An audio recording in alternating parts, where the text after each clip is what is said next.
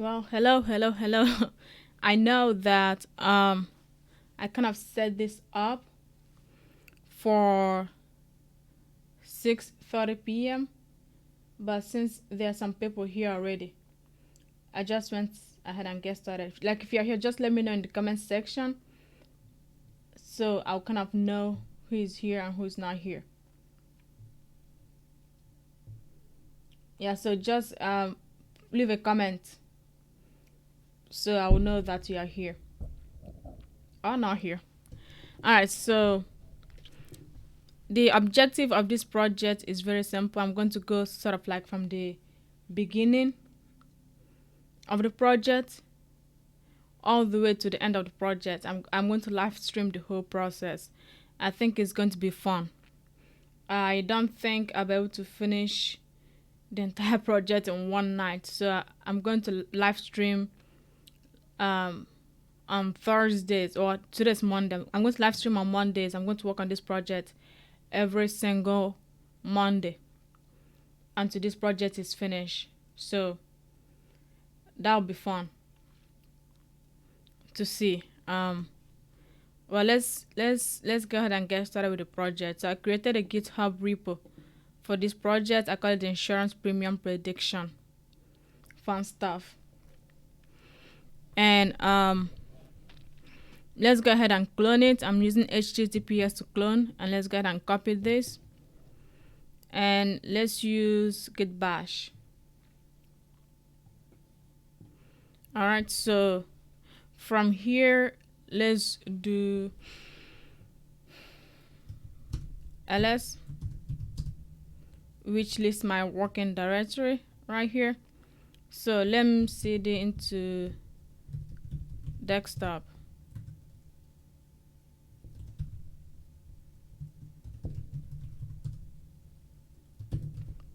So now I am in my desktop. I'm going to create this project on my desktop. And I'm going to just do git clone. And then I'm going to paste this URL I just copied here.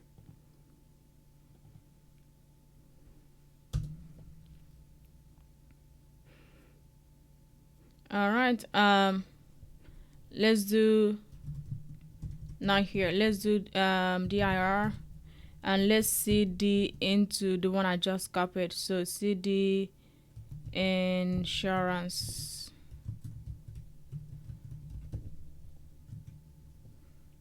Oh, by the way, if you click on tab, it's autocomplete stuff for you, which is pretty cool. Now let's do dir. As you can see here, we just have our data sets, our license, our readme.md. So let me go ahead and do get status here. Your branch is up to date with origin master, so nothing is here yet.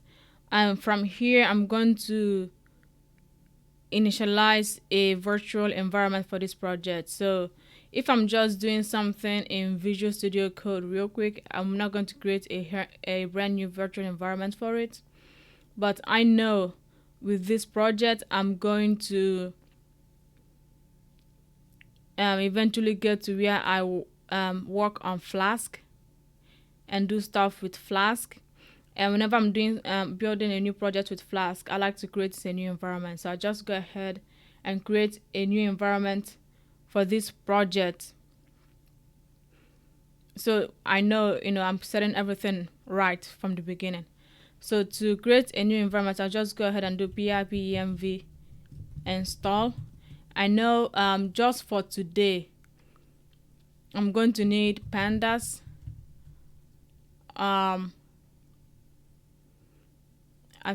I think that's pretty much like what I'm going to need up front. Let's go ahead and do this. First it's going to instantiate a virtual environment. So if you are here, just let me know in the comments and we can chat while this is taking place.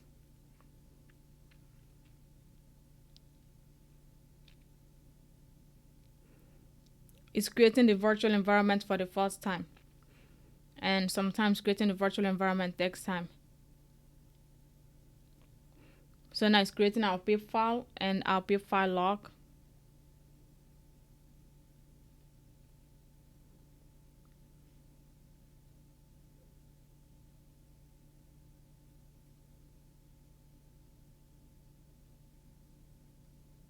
Virtual environments can easily get corrupted, so you have to be very careful. But if your virtual environment gets corrupted, that's fine. I might have an easy hack that I use to um, get myself out of a corrupted virtual environment. Yeah, so we'll just sit here and wait. So now it's creating our pipfile.log.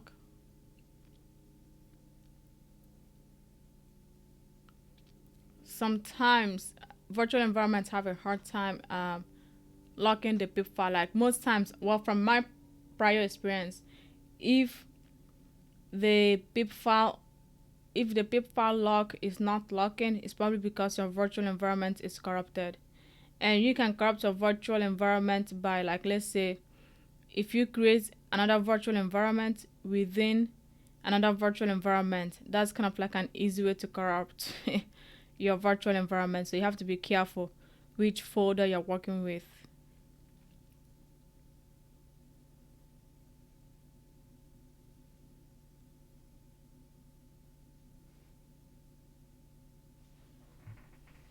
And I'm just gonna make sure the audio and everything is working real quick.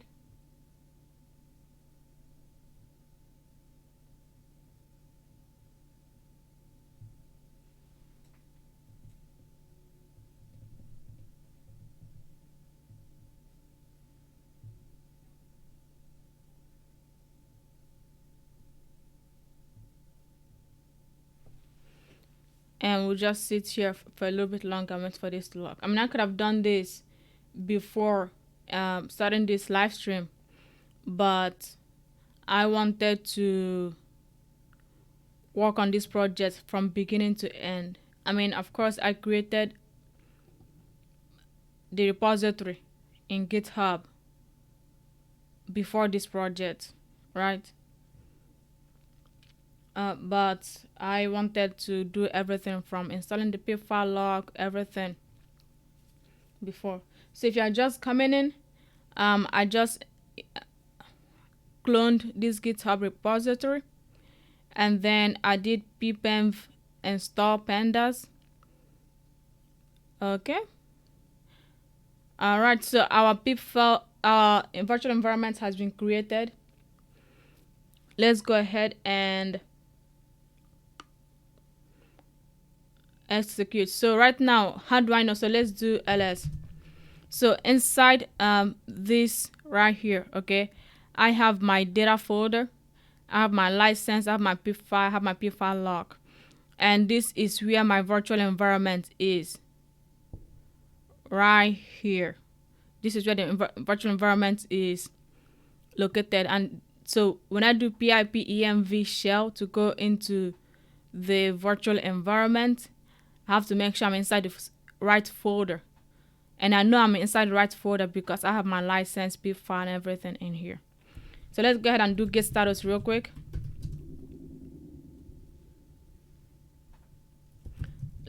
Let's go and get add everything.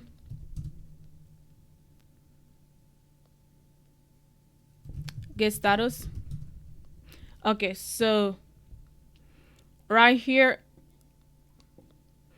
I don't know, this is very small. Let me try to make it bigger so you guys will see it. Can you see my get bash very well?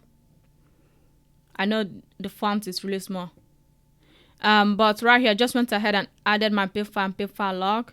And let's go ahead and add it here. So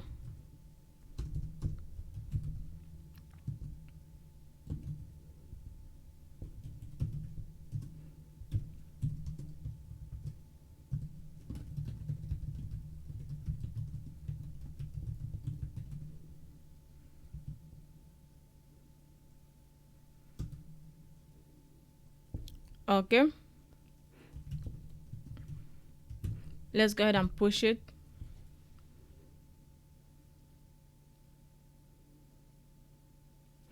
All right, now let's go ahead and refresh this page and make sure it worked. It did work. So the pip file and the pip file log that was created in the virtual environment has been added here. So now I want to go into the virtual environment. So to go into the virtual environment, you do the pipemv shell.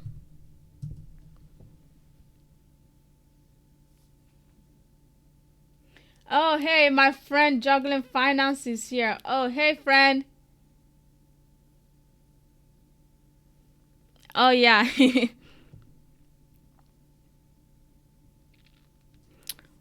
uh, why is it launching subshell in virtual environment? That's not good. Whenever I see launching subshell in virtual environment, I'm like,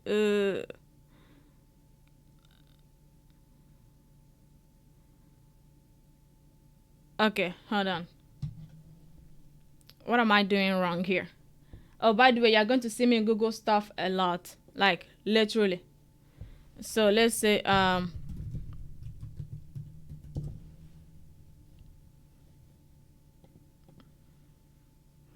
let's see here. Yep.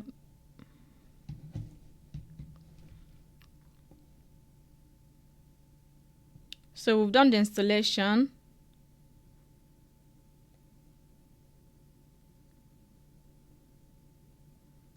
Um, hmm.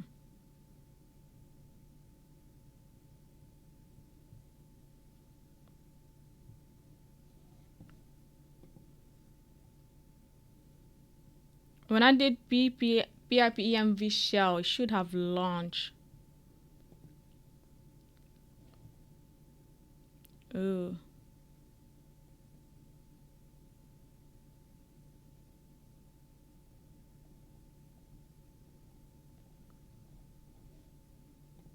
That's not what I'm looking for. So why is it launching a virtual environment? I'm in the right folder though.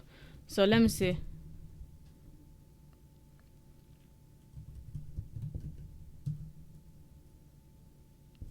Okay. So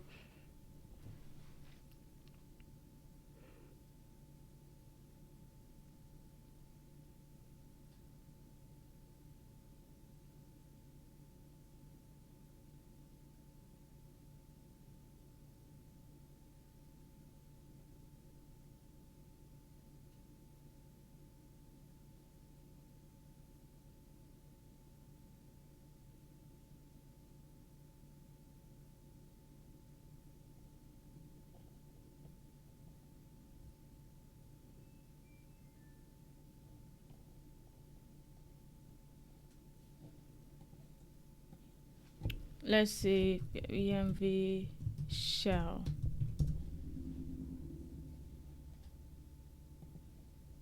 Why did it? Is this just a git bash problem? Yeah, that's not going to help. Why did it not launch?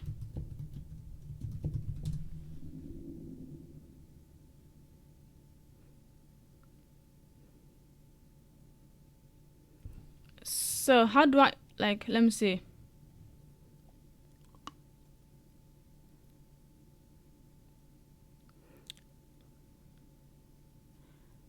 It's not like very obvious if the shell is active or not. Maybe I'm just used to using the command prompt.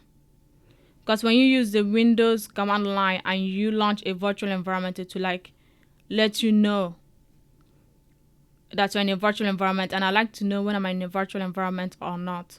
So I'm just going to exit this and I'm going to launch this again from Windows command prompt. I kind of like using that a little bit better. Let me go ahead and exit this.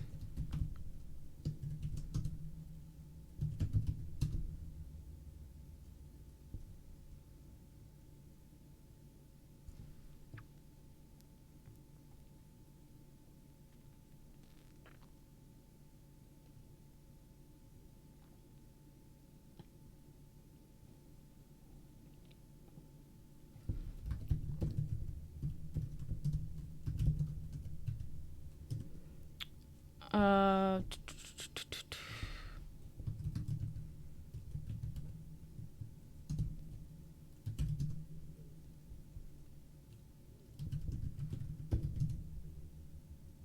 okay.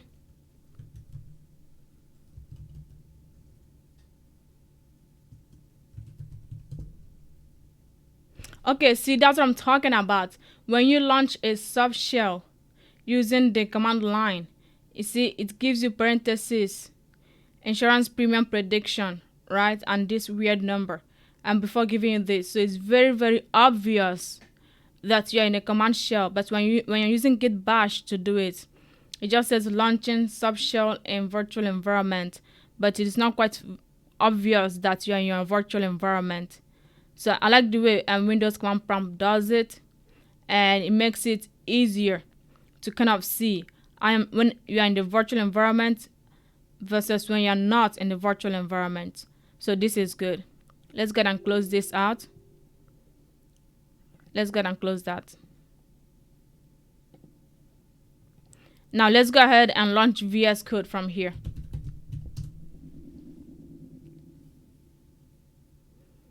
All right, so this is the folder we are working with. So right here is inside this folder, insurance premium folder, we have all of this, and that's the exact same thing that's right here.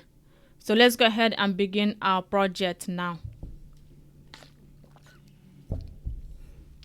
Let's start by creating a folder for the Python file. So let's call this the model, because as time goes by we are going to create a folder for Flask. We might even create a folder for the visualization. So inside the model, so I'm going to have the Python file itself, and let's create one called insurance premium.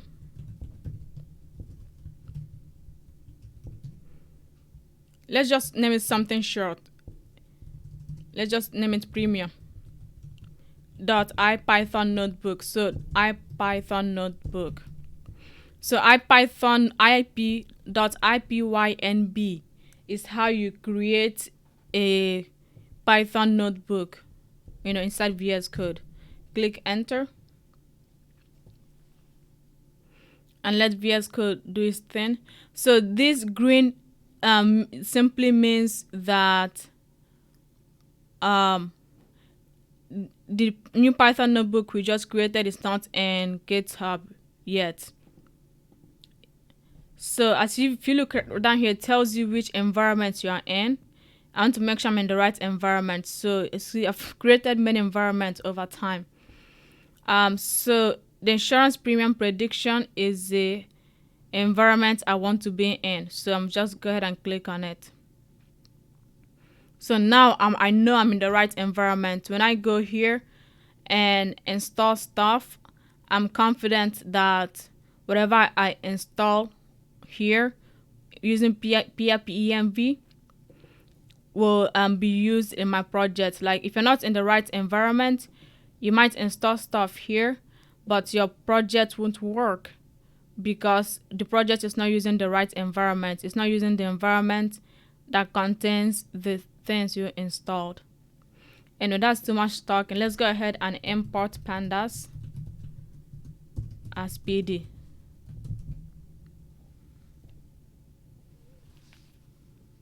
Our kernel needs to be started and everything. All right. Let's go ahead and load the data set.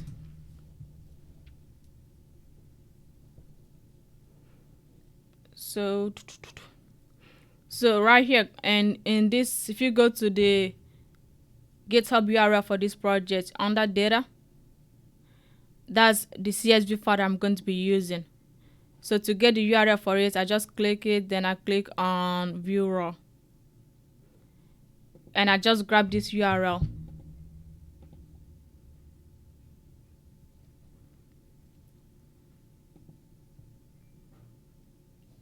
Alright, let's go back to VS Code. pd.read CSV. like the basic stuff.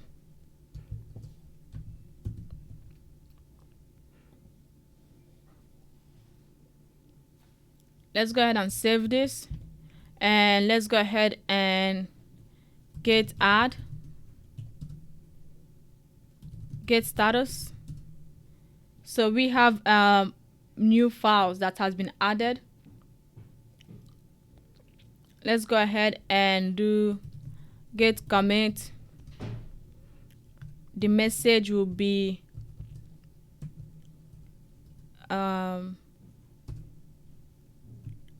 let's say started model Python file, and let's git push it.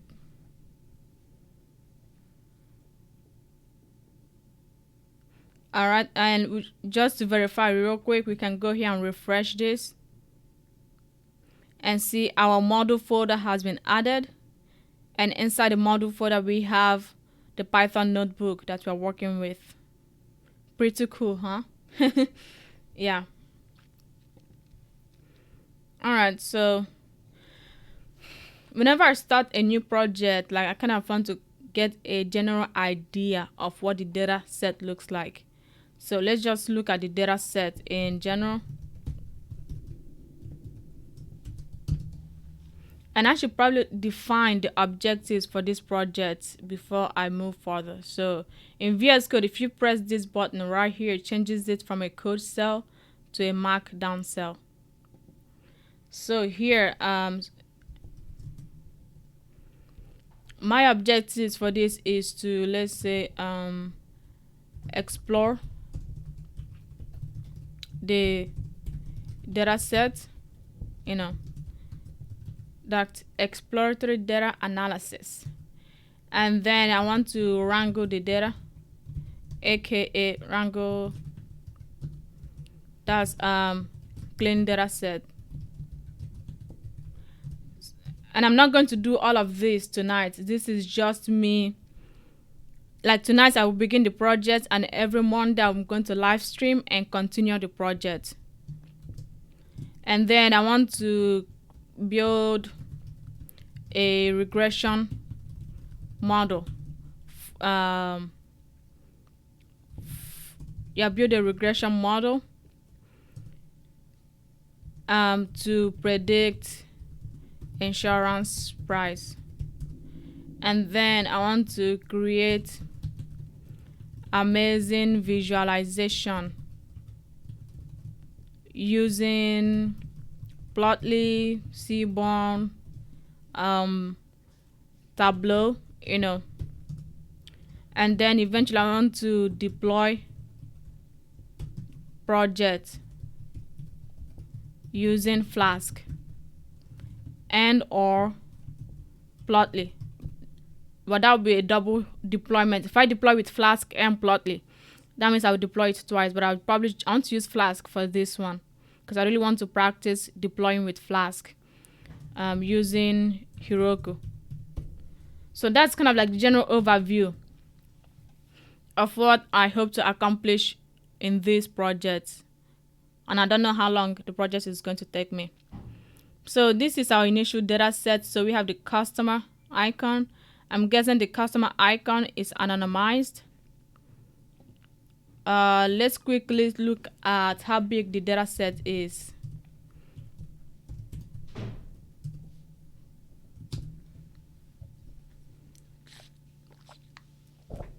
Okay, it's not a humongous data set, but it's not small either. So it has 9,000 rows and 24 columns. That's not bad. So we have the customer column, the state column. Does state affect insurance premium? I don't know. Customer lifetime value. This is the value of the lifetime value of each customer. Okay. Response. I don't know what response mean, but we can find out. Coverage, basic, extended. Level of education, the day they started the insurance premium, whether they're employed or unemployed, their gender. Does the employment status and gender affect your insurance premium? I don't know. We'll find out. Let's see. Also, we want to do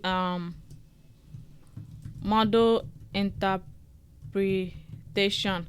After building the model, we'll have to do some things to interpret it to see if it's even a useful model. All right. So let's see here. We have month since policy inception. What does that mean? We can find out. Number of open complaints, number of policies. So does the number of policies you have affect your insurance premium? Policy type, policy renew offer type, sales channel, total claim amount, vehicle size, and vehicle class. Actually, it doesn't tell us exactly what the insurance premium is, but it does tell us the customer lifetime value. So the value of the lifetime value of a customer to the insurance company. So I'm guessing this is what we are going to have to predict, the customer lifetime value, because this data set doesn't quite tell us what their premium is, how much they're actually charging. So to understand this data set a little bit, we can go to the cargo page where I found this. So whenever you start a new project, it's always a good habit to really take the time to explore your data before you dive in and start building fancy models and stuff like that. All right, let's see favorite. I have a lot of data set that I've saved in cargo.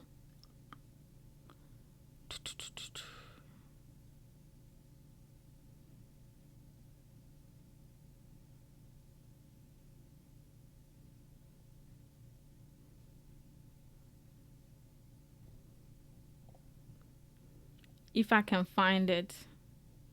There it is.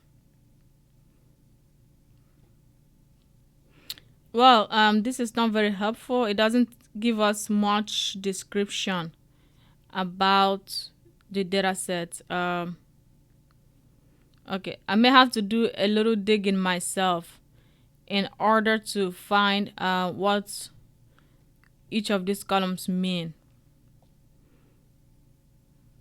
Actually, we might find something real quick.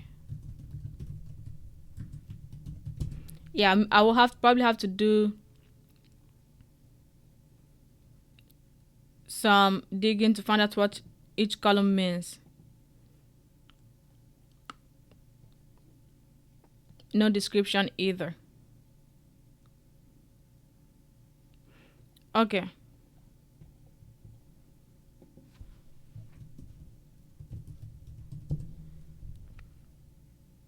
Yeah.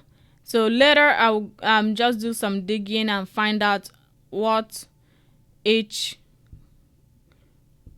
column mean. I mean, something like state is obvious, but something like response, that doesn't quite make sense. All right. Now, whenever I start a new data science project, one of the first things I like to do is get a profile report of the data set. All right. So to do that, I just do from pandas profiling, import yep, and shift enter executes the code cell, and then create a new code cell below it. Let's call this profile. It's equal to profile report, and insurance is the name of our database or data frame in this case. Usually profile reports take some time to run. I should have probably run that before trying to find the column names. Okay. Let's see. no module named number. What? From number import jet. Okay. Mm, mm, mm, mm. Well, we may have to install profile report in our virtual environment. Let me go ahead and save this, and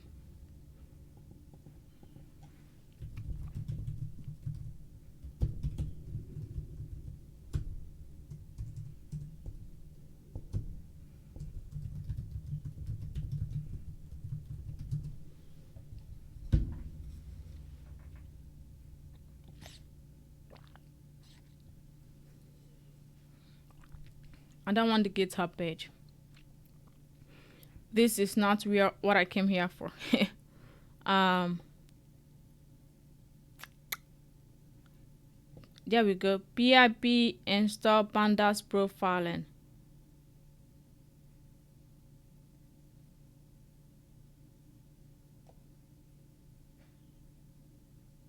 Okay, this is what we have to do to install it. But in this case we change pip to pip env.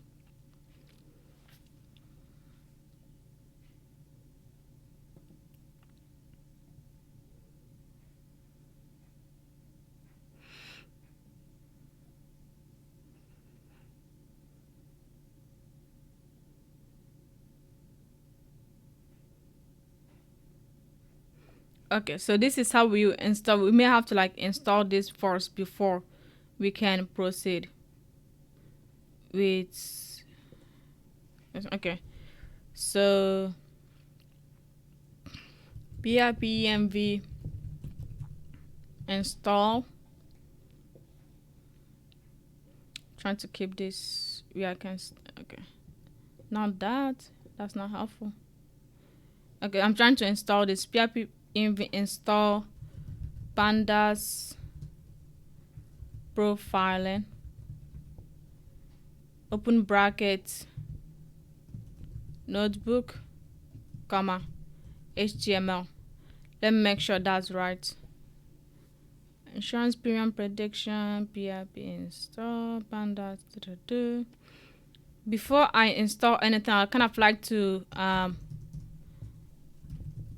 save a copy of whatever I've done so far, so that if I break something, I have a copy of it.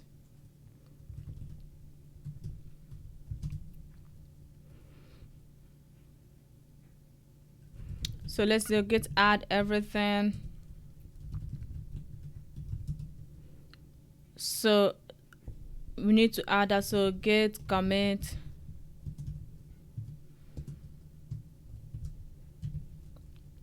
is loaded initial dataset.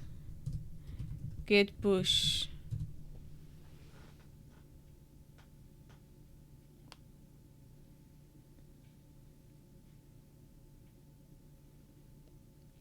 All right, that's done. Let's go ahead and then do pip env install pandas profiling,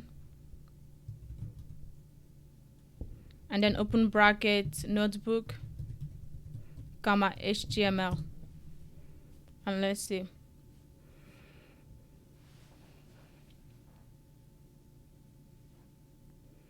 And we just wait patiently. So right now we are installing pandas profiling to this environment we are working with.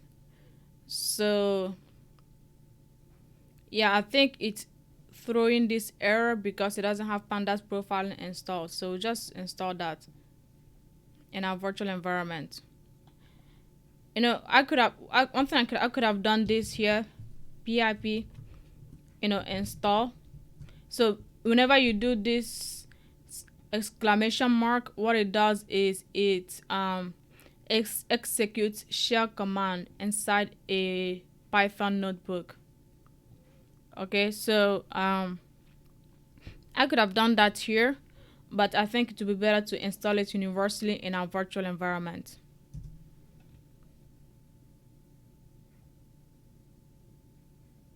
Yeah, so description.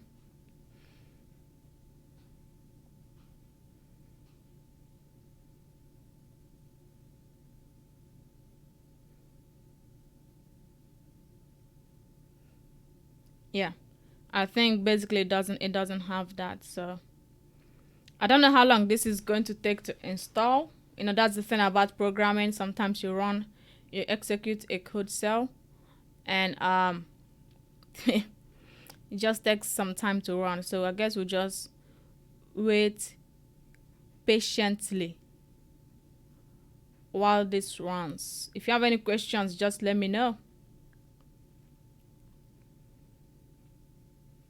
Just let me know if you have any question while we wait for this to install.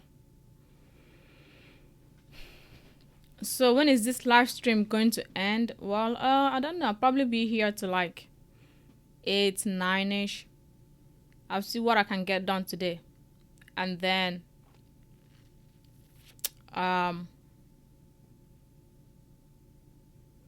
next week Monday I'll continue on this live stream.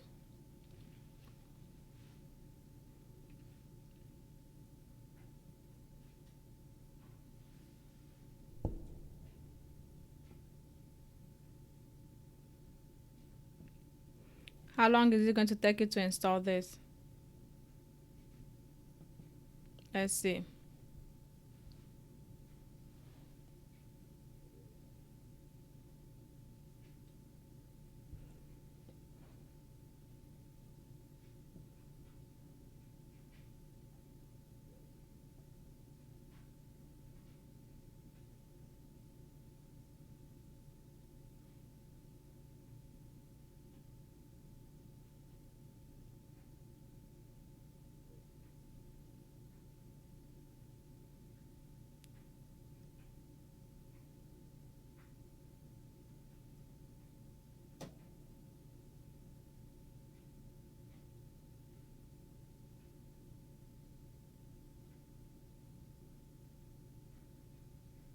Hmm. I haven't tried this before. I might try this. Profile.to widget. I might try this and kind of see what it does. Profile.to notebook iframe. If you want to generate HTML report file, save the profile reports and object and use .to file option. So profile.to file app. Oh, we could save this profile report as an external HTML. I think we'll try that too. It's always fun to try new things when you're coding. Let's see. Yeah, we are still installing pandas profiling.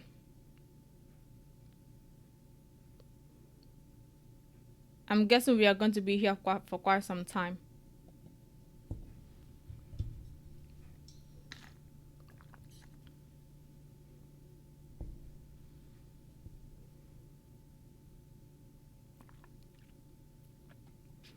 You could get the pandas profile report as a JSON. Huh.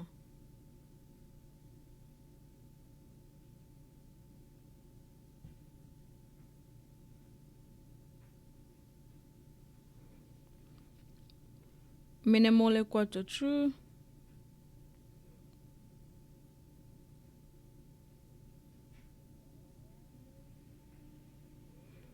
You could use pandas profile reports in the command line. See, before I didn't even know that you could use pandas profile reports in the command line.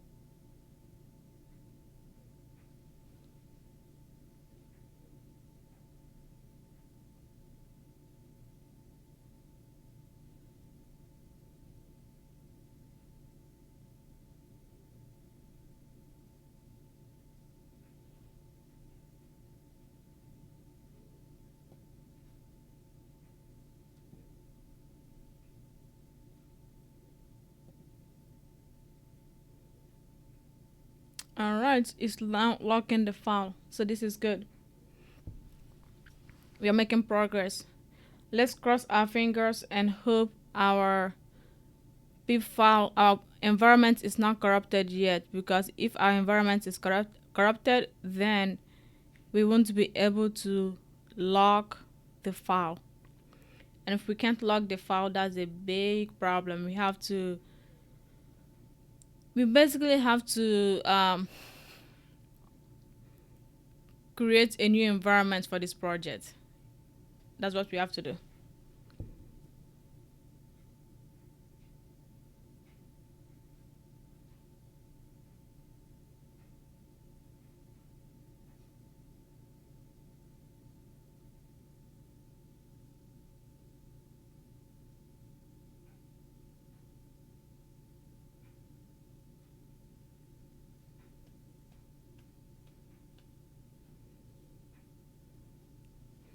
Our pip file is locking. It took forever to install the pandas profile report. I bet it's also going to take forever to lock it now.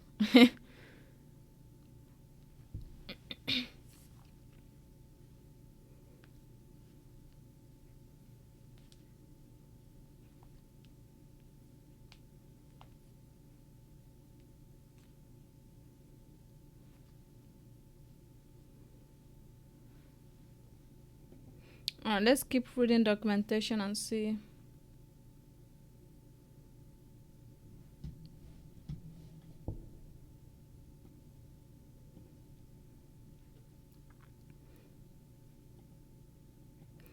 I actually have a blog post on how to do pandas profile report. Here, let me see if I can find it. Let me see. Mm-mm.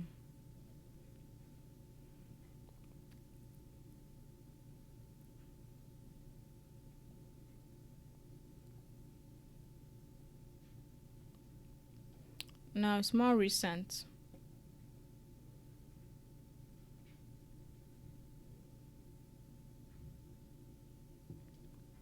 Yep, right here.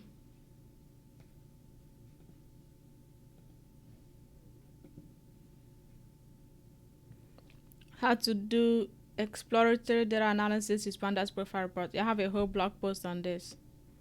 If you want to learn more about pandas profile reports, you need to come check out this.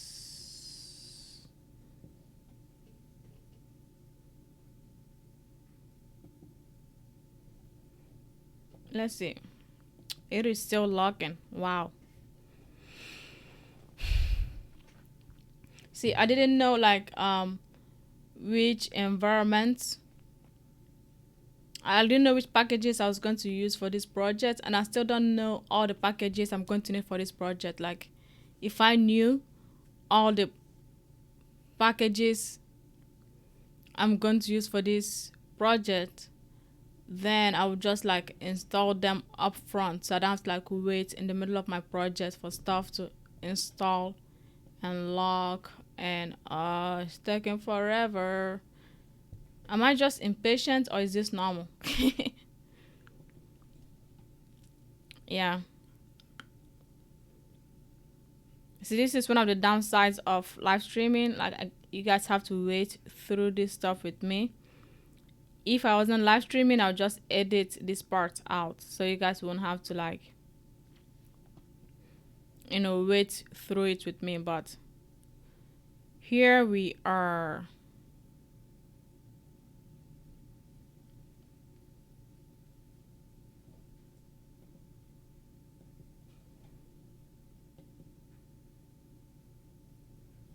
Let's see here.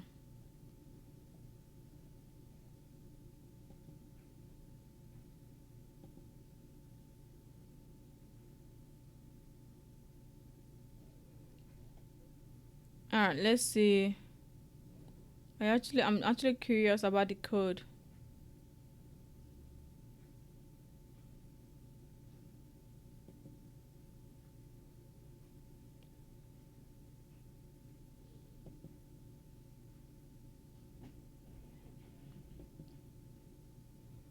See, this right here is the code that makes pandas profile reports work. Well, this is part of the code that makes pandas profile reports work.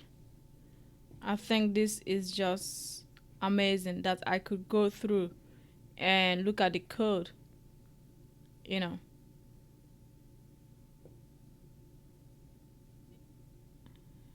Wow. I think this is dope. And the pip file is still locking.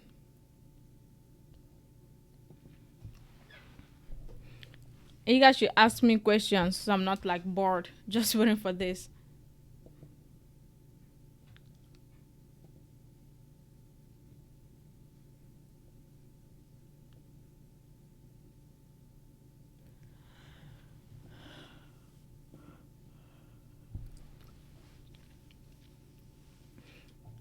I thought about playing music and during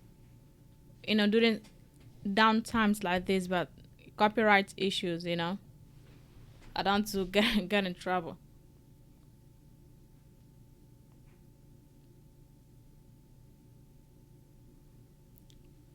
Yeah, I know that when you do pandas profile report, um, when you do pandas profile report, when you run the code in your notebook, it takes a long time to execute. But I also didn't know that installing it also takes a long time because, ooh, it's working. Fingers crossed. It's working.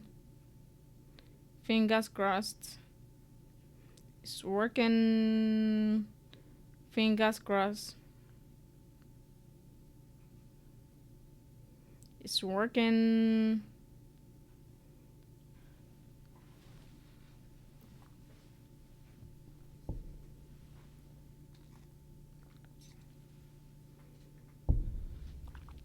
Oh my goodness, y'all, it worked. Let's see.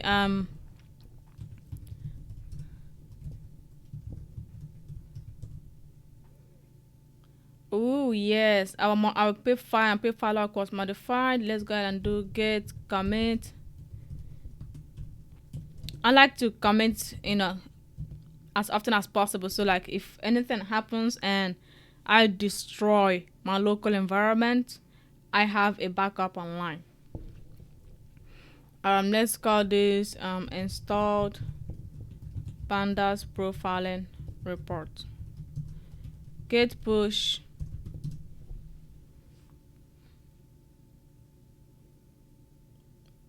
All right. Get status. Nothing should be done here, and I know this seems redundant, but and stop. See, we made changes to our before, so that's good. Let's go back to VS Code now, and let's try to run this again. I wonder. Let me see. Let me go down and run this. What happened?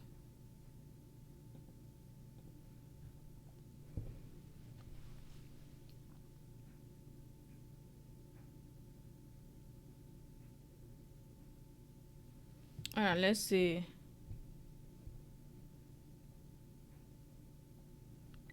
Oh, I have to run this code. Probably have to run this code cell again. And let's run this again.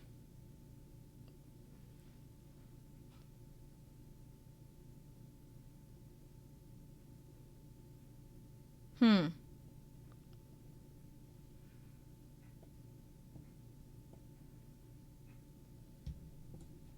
That's strange. I've never had that happen before. Control save. Um, hmm. Let me see.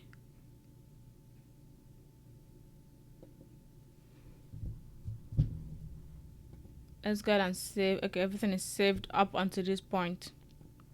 Let's go ahead and close this and kind of let's exit. Okay. Now let's enter our shell again.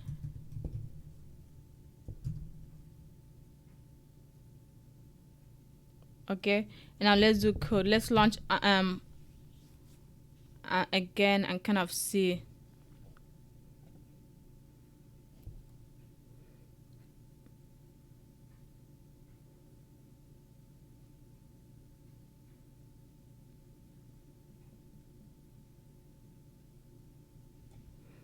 I don't know why that problem is occurring.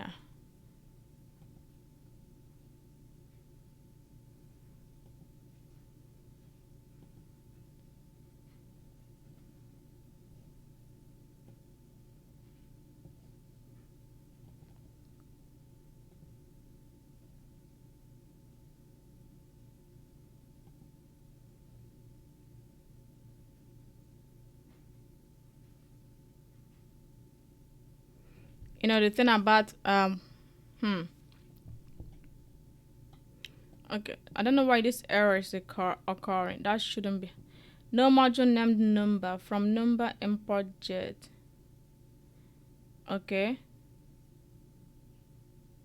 Anaconda 3 site packages fake simulation.py in number. So this virtual environment is running on top of Anaconda for sure.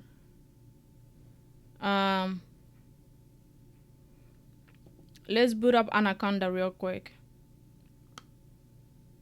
and kind of see.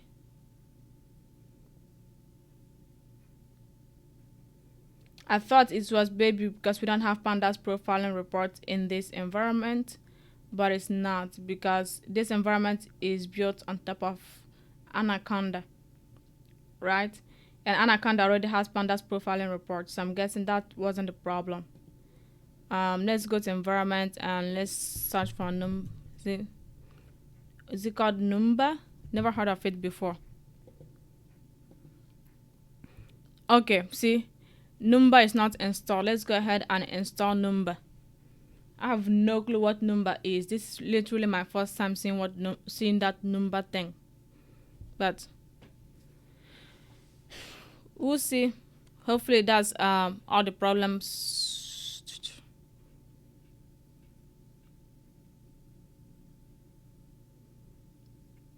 Number. Actually, now I'm curious. What is Number?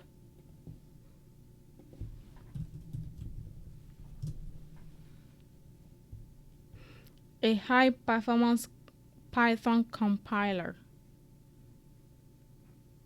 That doesn't sound like that's what it's doing though. Sure, apply. If we go back to our Python notebook, says simulation.py from number import jet.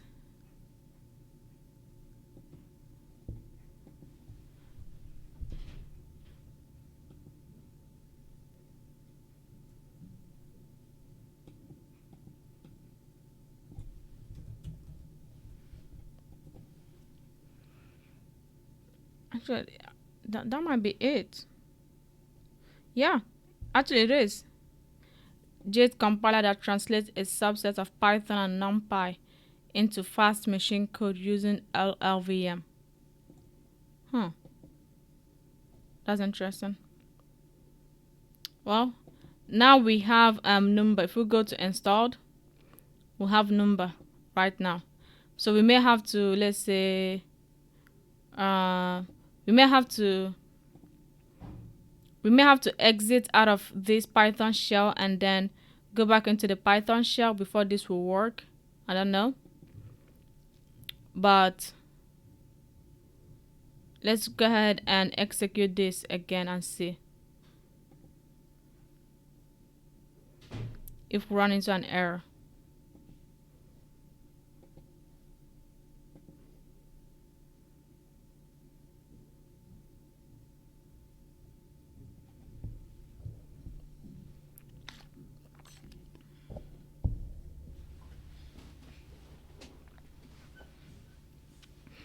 If you're not used to building projects, you should get used to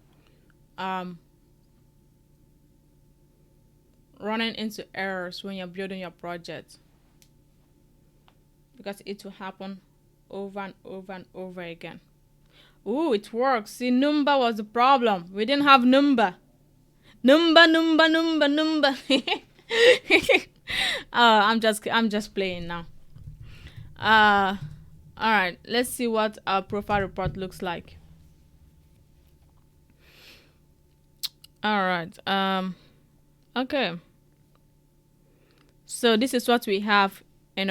This is the profile report of these data sets. We have 24 variables, rows. Oh, it doesn't have any null values. Well, that's not interesting. If it had null values, then we'll have to walk through how do we deal with the null values. But it does not have any null values. That's boring. Literally, that's really boring. It's nice to get a data set that doesn't have any missing values. But come on, what's the fun of that? What's the fun of getting a data set with no missing values? Actually, just something else I want to run. I'm going to go through this, but I know from experience that this process takes a long time, to execute. So I'm going to go ahead and get started on it before I go through this pandas profile report. Let's do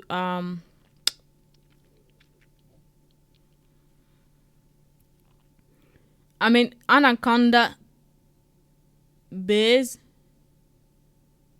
which is what this virtual environment is built on top of, already has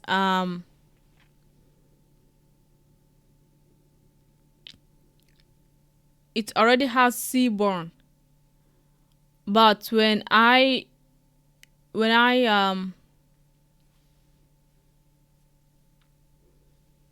deploy this project is not going to have Anaconda, and this project needs to be able to execute and run on its own independent of Anaconda. So I'm still going to install Seaborn in this virtual environment, and I should probably install Panda too. Number. So let me see, how do I even install this number thing? Because before I ran into an error here that said number wasn't installed, right? And I went in Anaconda and installed it, which is kind of like cheating a little bit. But I'm thinking in the future, I want this project to be able to execute on any computer without depending on Anaconda. So that is why I'm installing pandas and everything in the virtual environment, so that the environment itself will have Anaconda. We'll have the environment itself will have all the packages it needs to run. Let's look at our pip file. So we have pandas. Okay.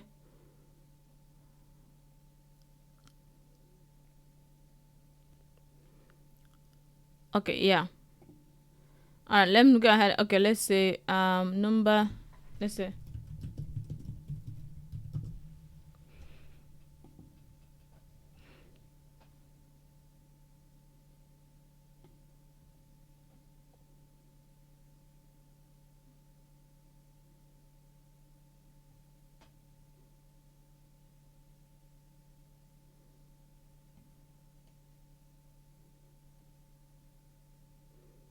Okay.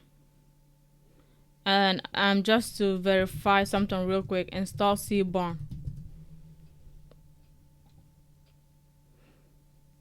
PIP install Seaborn. Okay. So I'll go ahead and install these things, and while this is running, I will explore the profile report. So PIP env install number, and we also want to install Seaborn.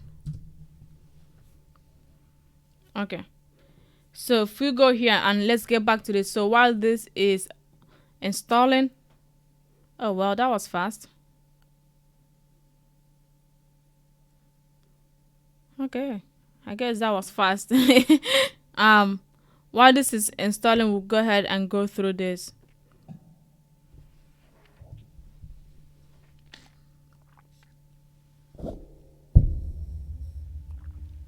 All right, seems like it's working.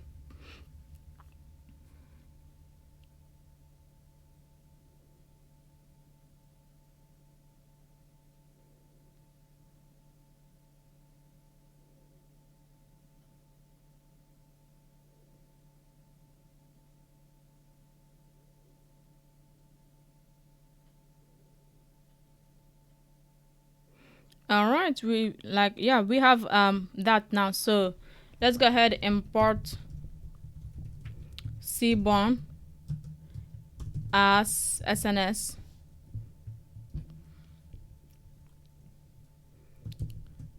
Okay, Seaborn dot SNS dot plot.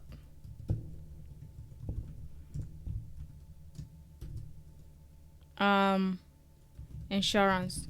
So I know this process takes some time to run, so which is why I wanted to go ahead and start this before I go through with this process.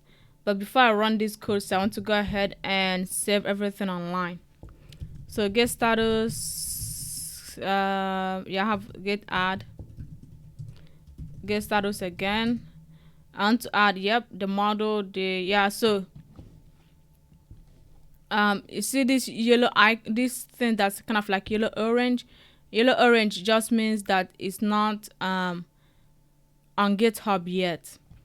If it's green, that means it's not even added at all, and it's not even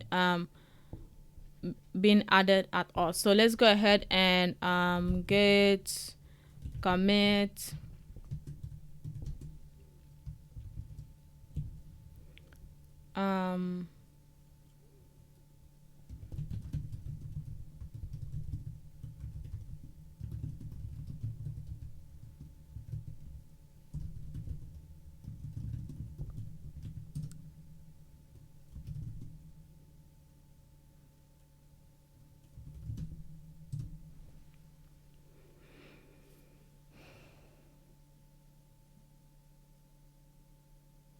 alright, let's do get status again. Alright, everything has been added. If we go back here, see the yellow things has disappeared, which means they are now on GitHub. Now let's go ahead and execute this code. It might take some time to execute. So if we go back here, right? So this means the data set doesn't have any missing values, which is nice, but this is not a representation of the real world. If this was, I'm thinking maybe this is not like real world data. I don't know if it is or if it's not. It doesn't have any duplicate rows. This is the size and memory. And we have 8 numeric data sets, 8 numeric columns, as well as we have 14 categorical. Categorical just means text, strings. And then we have one boolean. Boolean means yes or no. It doesn't have any date. Doesn't have any, but that's wrong though. It does have a date column. Maybe it's just not recognized as a date column. So that's something we need to work on. So I'm going to okay, so check data type. So as I'm just going through this profile report, I'm kind of making notes of things that I might need to do. Actually, I want this to be a markdown.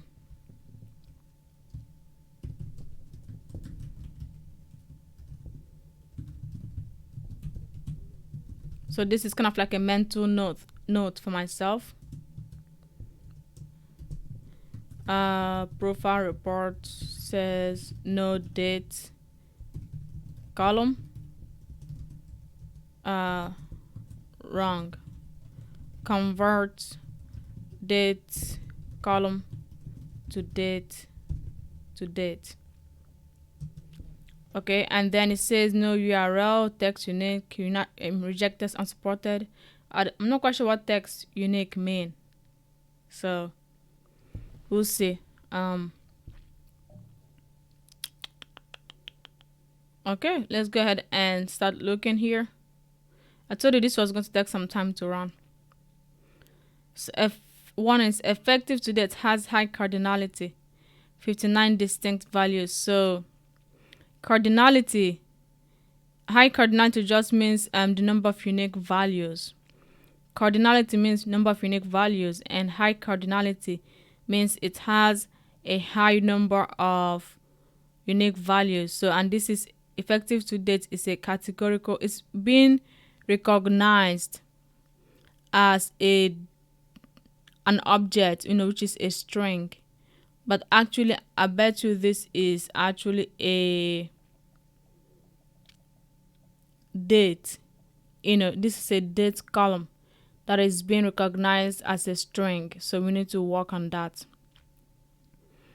Income has 25% of the data in the income column is zeros. Month since last claim, 3.41 of it is zeros. Okay. And the number of open complaints. So I'm guessing this is a good thing. If 79% of their customers doesn't have open complaint, and about 3.4% of their customers, it has been 314 days since their last claim. I mean, they don't. If month since last claim is zero, that means 3.4% of their customers has not had any claim ever, because this number is zero, right?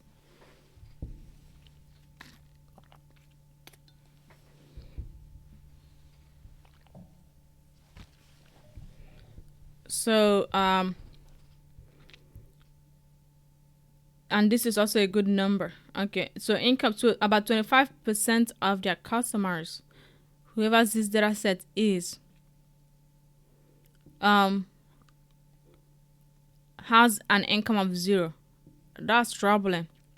Is this information just inaccurate? Because if they have an income of zero, that how are they paying for their car insurance? All right. Let's keep going. So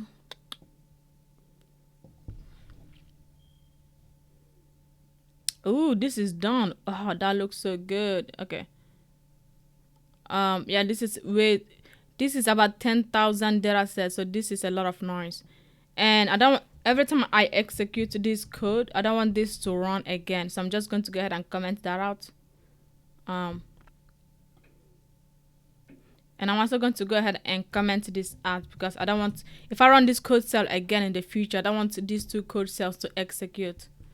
And because I just need all this exploratory information for the first time. So let's see. So coverage is a categorical value, which means it's a string. The extent count is 3. Okay, basic, extended, premium. So this is the type of coverage they have. Okay, and of course, so 61% of the insurance is basic, 30% extended, and 9% is premium. Okay, composition.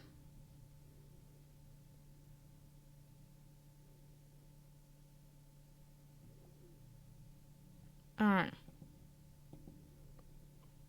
So this is the customer column. So I'm guessing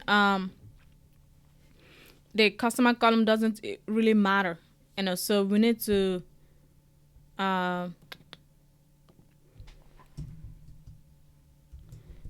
to drop customer column because it doesn't matter.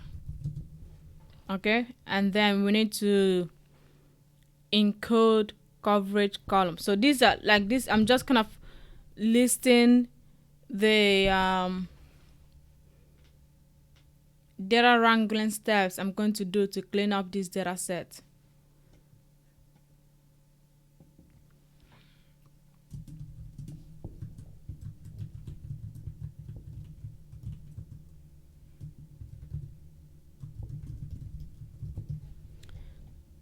we need to change coverage into we need to encode coverage column. Okay, because basic extended premium, I'm thinking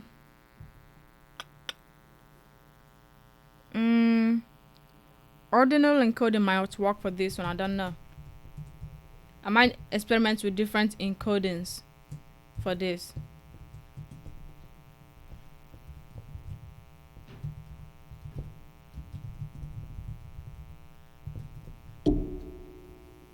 So we are going to drop the customer column, and because this information is not kind of necessary to figure out their value, you know.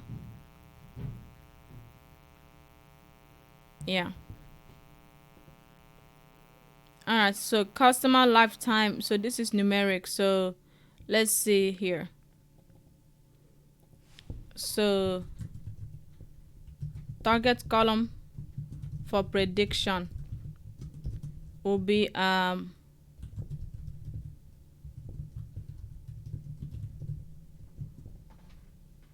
over the time that the customer is going to be with them, what is the value of that customer to the insurance company, right? So all these steps that I'm doing right now is what's called exploratory data analysis. It's just like kind of exploring your data set and figuring out what you have, what you don't have, what you need to do to kind of clean up the data set. Okay, so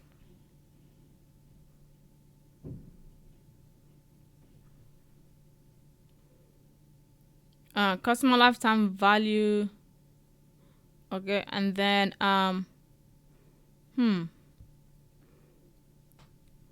distinct, unique. The mean customer lifetime value is 8,000. So this right here is our baseline. So without any model, so without like using any model at all on this data set, what we can determine is that a customer is worth about 8,000 to the company. Okay, so let's see. There's something I want to do.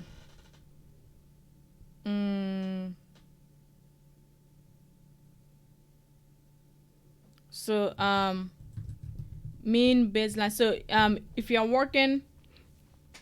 doing a data science project, right, for a regression problem, because this is a regression problem. So I don't know if I made that clear.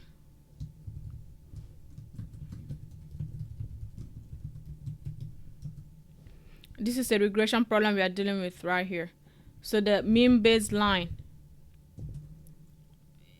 is equal to 804.940475. So this is something else I want to do. I want to change target column, which is change customer lifetime value to two significant figures, because that makes more sense, instead of 8,094 cents, stuff like that.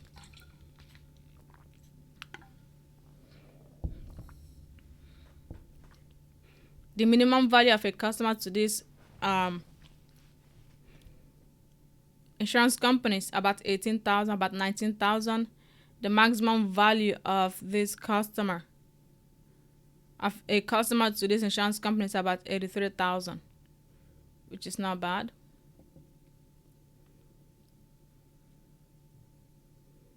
Okay.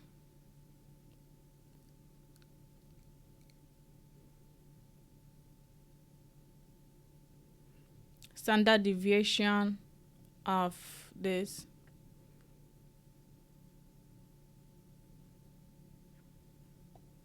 Definitely left skewed.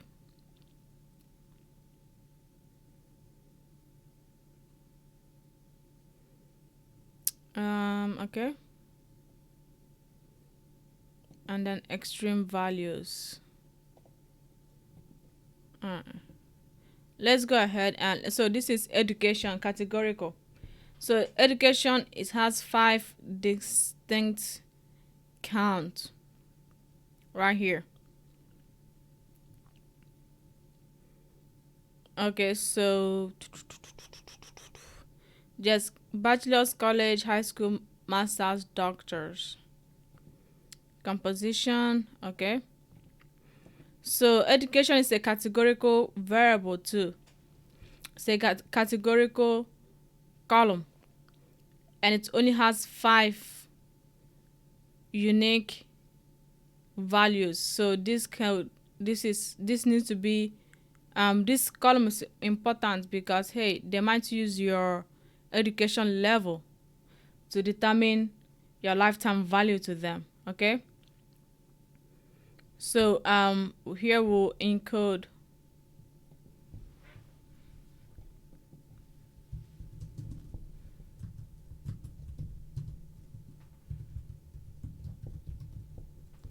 so we want to encode education column into categorical.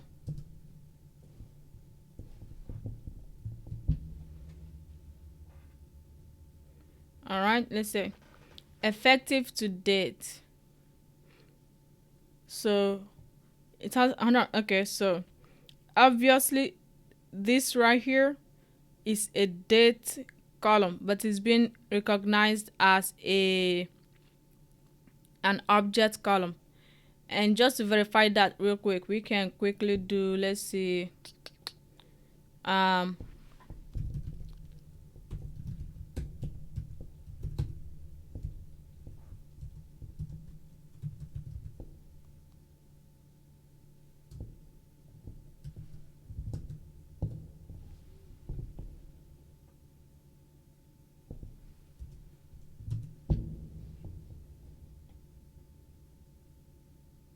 okay, so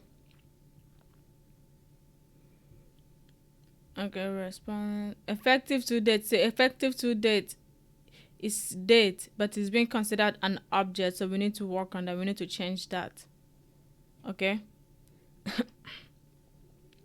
So let's go back here. And I know this might seem like boring, tedious work, but this is kind of like a necessity. Whenever you're doing a data science project, always start by doing exploratory data analysis and getting a good feel of your data set, things that need to be done to it, what you need to do, what changes you need to make and stuff like that. So always start with exploratory data analysis. So we need to change effective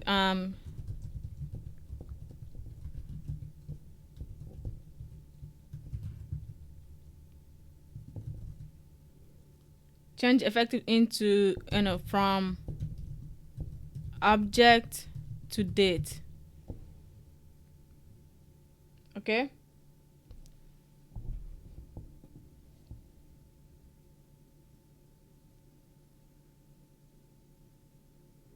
And up here, before I forget, I want to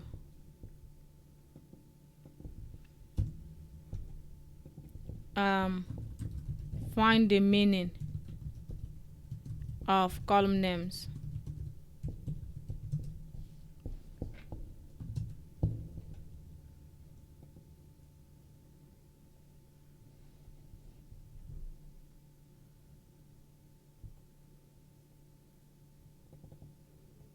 Okay, and so what I'm writing in right here is called markdown. So if you don't know what markdown is, it's just like having control over how your stuff appears. So one hash means H1 2 hash H2 heading, 3 hash 3 hashes H4 H3 heading, so forth and so on. And then star just means bullet points. And of course there's different things you could do. So if you do something like code, that stands for code. So let me show you. See, that looks like a code. So all right, let's see what else needs to be done. Employment status. Okay, employment status also has 5 distinct values. Okay, so employed, so we could even put them into categories of, are they employed or are they unemployed?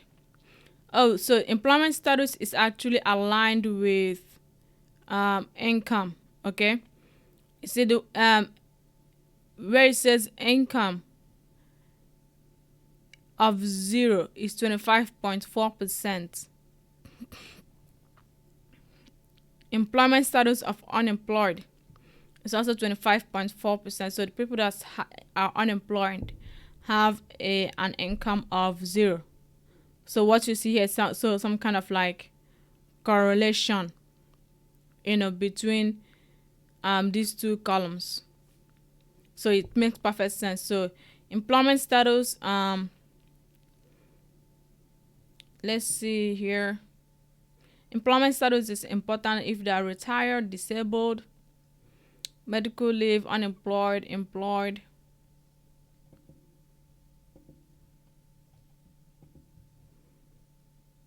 Okay.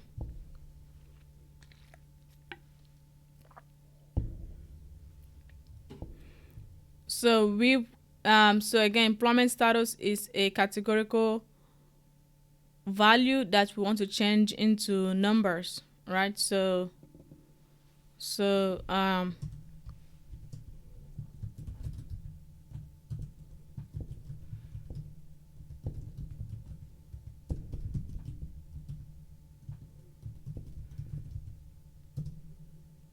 also change gender into numbers too.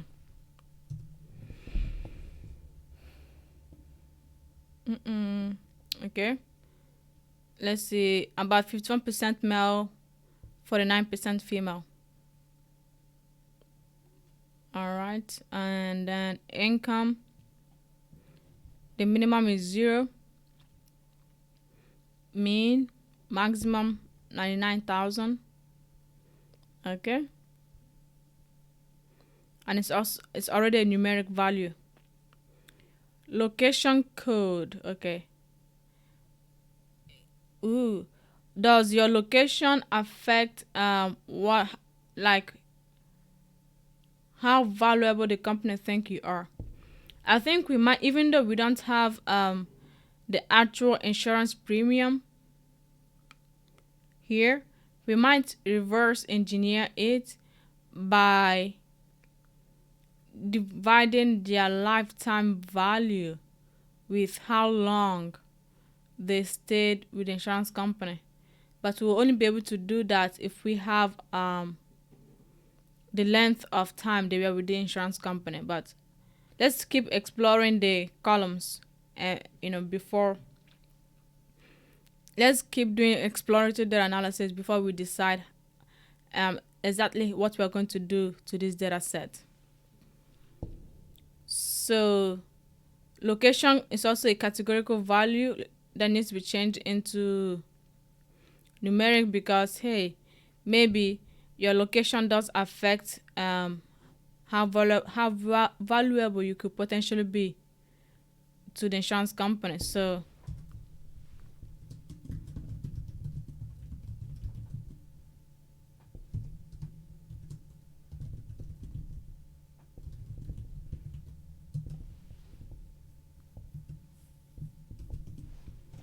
okay, marital status, we have married, single, and divorced. Again, that's not something we need to change into categorical values.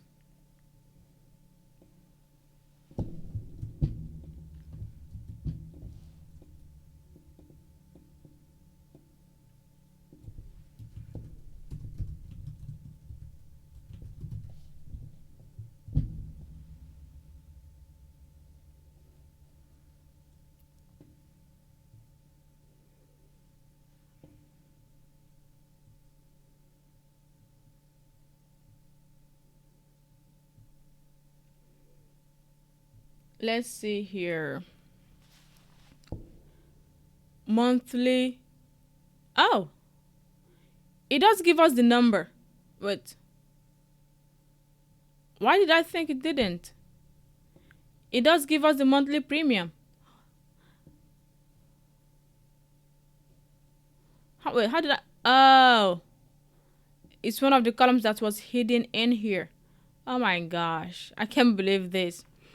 This whole time I thought um that we were not given the monthly premium, but we were. It is one of the columns that was hidden in here. So hold on.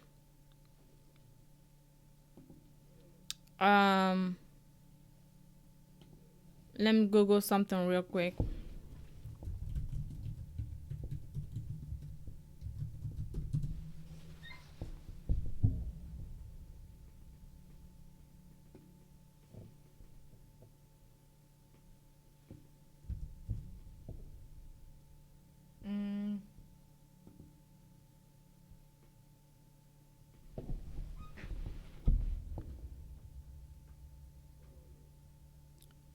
pd.option.display.max rows equal to 999. And I bet you I can. Okay.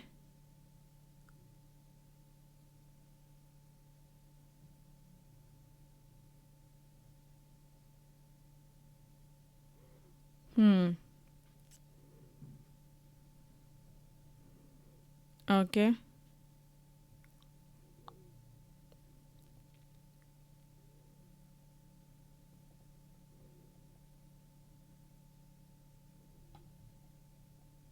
Does it work for maximum columns too? It doesn't matter.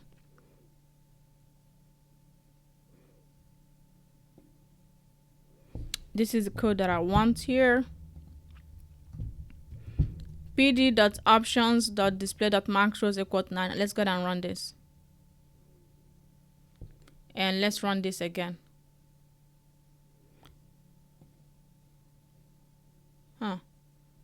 It still doesn't show us the columns in between.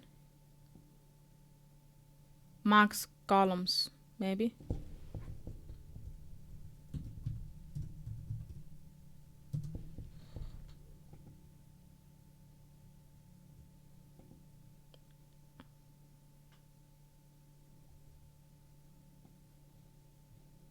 Yeah, we got it. Woohoo!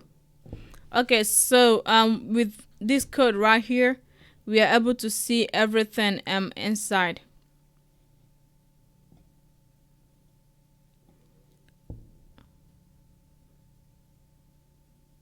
So monthly premium auto. Okay. Okay, so it does tell us the monthly premium. So we could have let's see here. So mean baseline for lifetime value. Okay. Target column for prediction. So we could do two predictive models. So regression problem, and let's see, two models for two targets. Okay, so we could do double stars, by the way.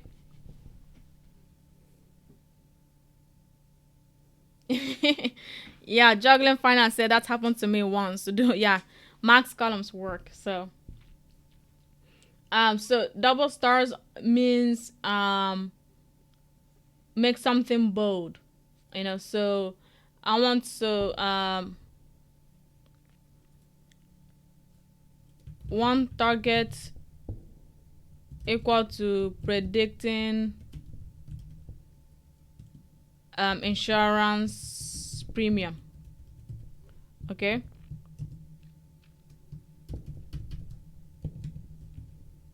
Second target equal to predicting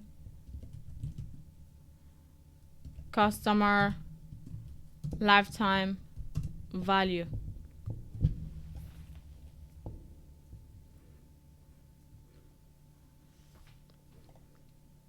Okay. Like, oh man. See, this whole time I was thinking, why didn't they include the insurance premium? But it was included, it was just hidden when I did the insurance dot head. But anyway, so monthly premium is numeric. So this is our mean baseline for our second target. So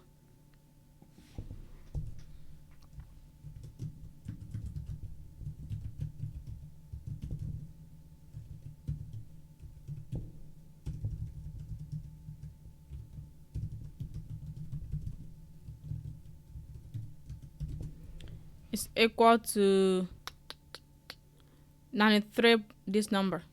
Let's just go ahead and copy it. And that's something else I also need to do. I didn't say copy everything. Oh my gosh. Okay. And I want to change customer lifetime values to, also want to do this exact same thing for for the monthly premium, because it just makes sense. In the US we count dollars up until like the second digit.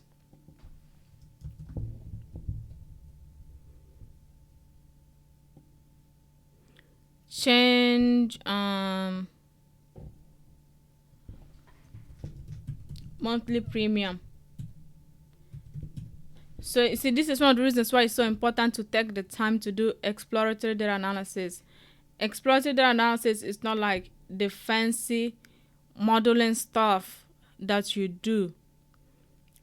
It's not like machine learning or predictive modeling. It's just like spending the time to kind of understand your data set first before you even do anything to the data set.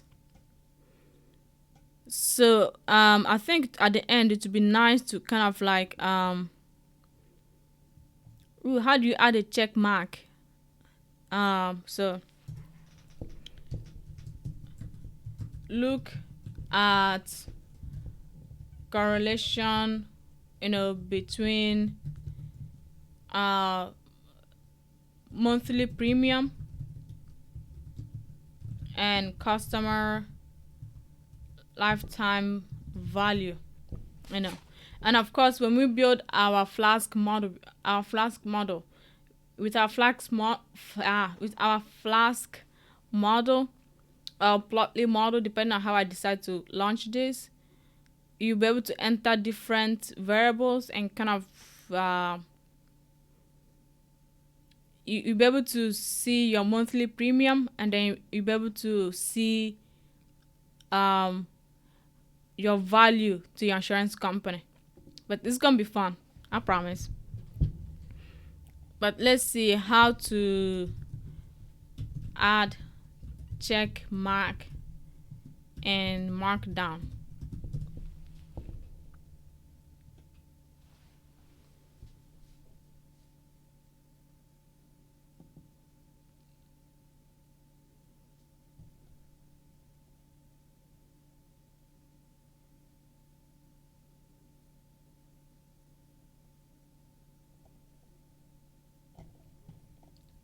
Does Unicode characters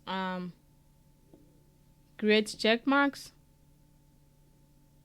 Let's see. This will be fun to find out.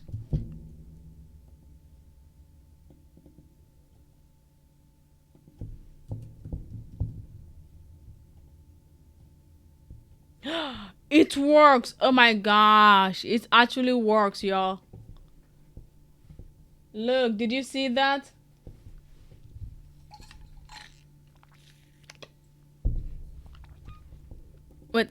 Um, how do I? So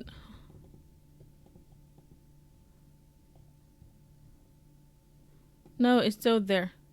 How do I remove the check mark inside it so it's empty? Oh, I think this is maybe this is what is gonna make it empty. Empty check boxes. Ooh, this is fun. I don't know why he needs. I don't know whoever he or she needs this at the end, but we'll see. No, either one makes it.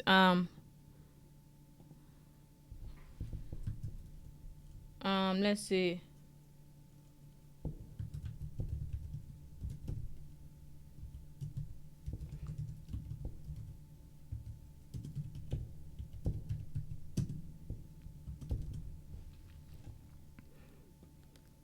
I mean, this is not. I just wanted a way to create an empty, like, check. But hold on, does this work? If I do that, does that create an empty checkbox? No. I just wanted a way to create an empty checkbox. You know, so that as I get stuff on this list done, I'll just click checkbox. I'll just click the checkbox. Let's see if we find anything else. Mm.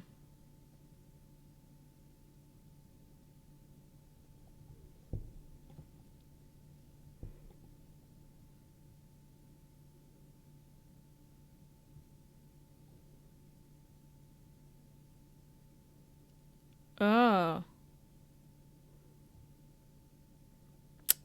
that looks cool. Okay. Let's try that.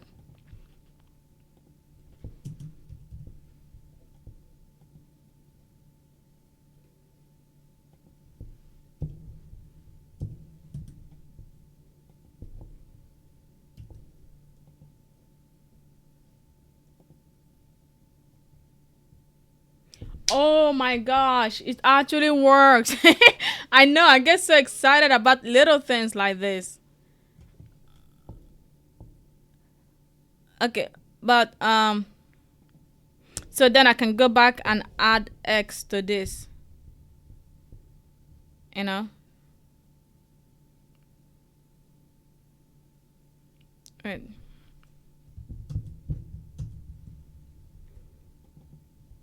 Okay. Or I can just leave it empty.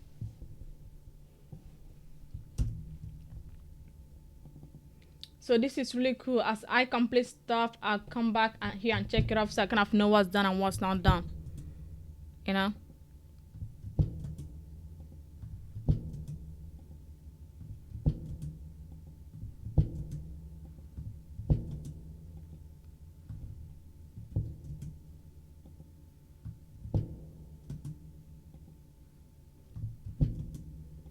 I just learned something new, how to add checkboxes in Markdown.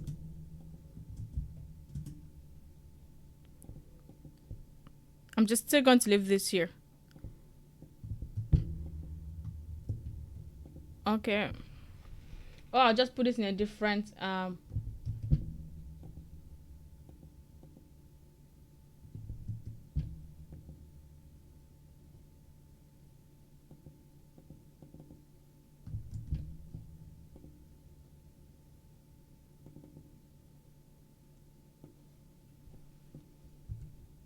there we go. Everything looks better. Okay. Now let's go back to writing the code. So we have I've talked about how I'm going to deal with monthly premium column. Month since last claim. Okay, so 3.40. So we could also look at relationship between insurance premium month since last claim. That'll be a fun relationship to explore. So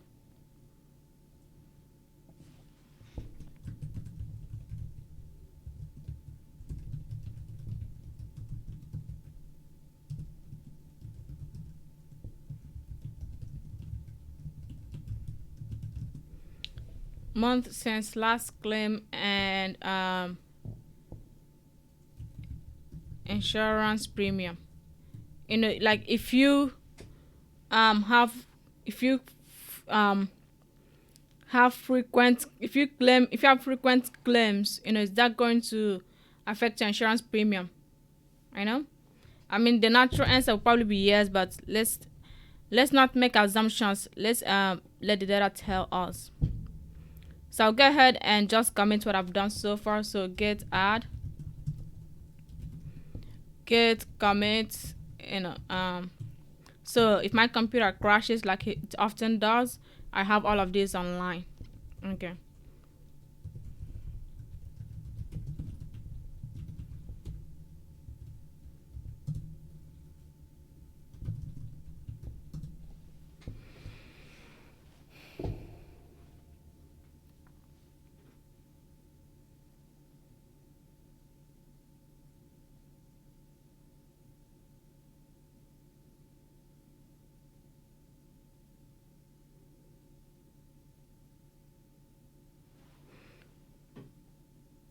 What it says, premium.ipython notebook is 70.63 megabytes. This is larger than GitHub's recommended maximum file size of 50 megabytes. How did it even get to 70 point this megabyte? Like, what did I do to make it that big?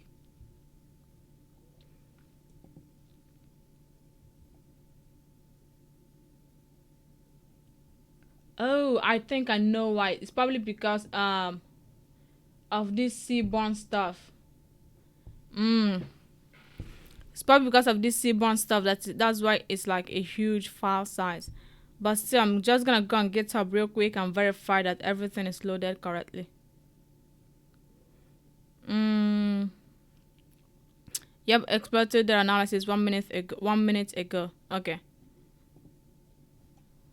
It's probably because of this seaborne pair plot, and that's the only thing I can think of as to why it to complain. I don't know. Alright, let's look at let's keep looking at these columns and kind of keep making notes about the different modifications we want to make to the columns.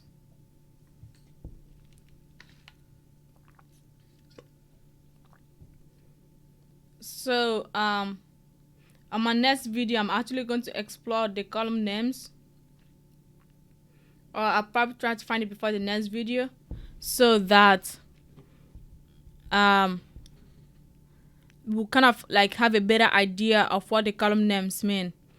If we have a better idea of what the column names mean, it's gonna make it easier to brainstorm things we could do. Look, engineers we could future and stuff like that. So month since policy inception. Okay.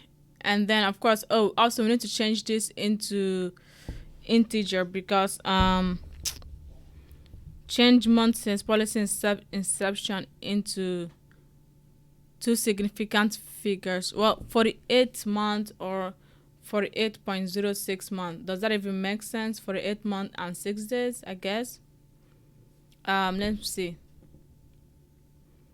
So we have a lot of zeros. Mean, okay. 0.38. Okay, so that's something else.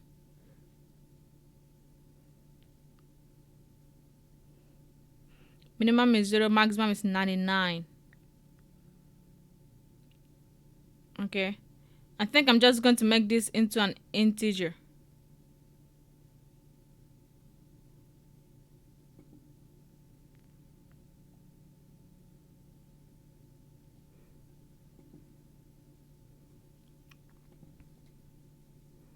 So this is month since policy inception. Should I leave this as a float or just make it an integer? Say month since last claim.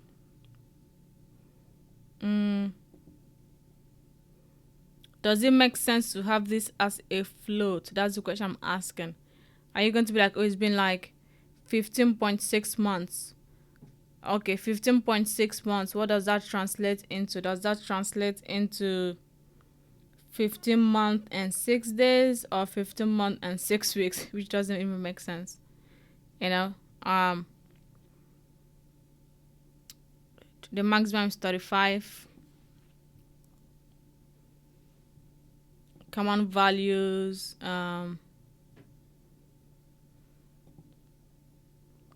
Okay, so I'm just gonna make these two columns: month since last claim and month since policy inception. I'm going to make those in like once like zero significant figure integers.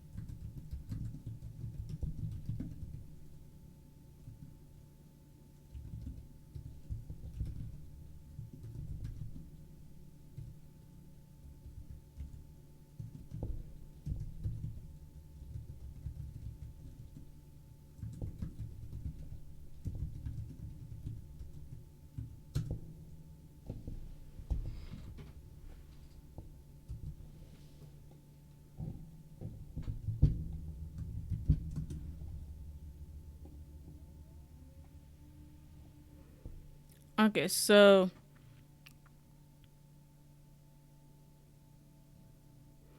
let's see what other columns we have here.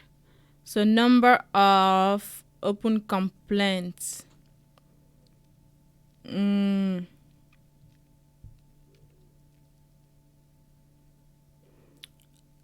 Like you can't have 5.6 open complaints, if that makes sense.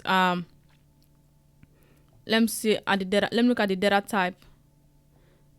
Oh, so these are okay. So income is an integer. Monthly premium. Okay, so month since last claim and month since policy inception. Number of complaint, number of policies. Oh, okay. All these are already integers. They are not floats. Oh, okay. That's great. I don't have to do anything. So even the monthly premium is an integer. That's okay. That's good. Employment status. So all of these are already integers. That's cool. Okay, so I guess I'll just let's say here.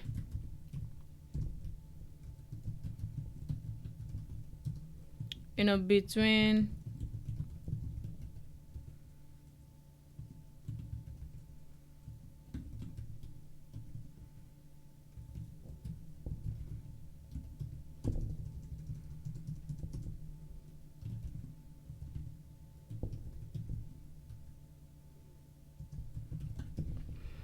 so just kind of look at, okay, so um or even the number of so this is just data visualization ideas that I want to look at. Month since policy inception. So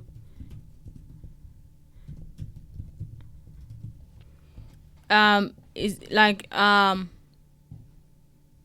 is it like the longer you have your insurance policy, the lower your insurance premium? We don't know yet. We'll find out with this data. And I also wanted to look at number of open complaints, number of policies. I kind of wanted to look at the relationship between that and the insurance premium. So basically this here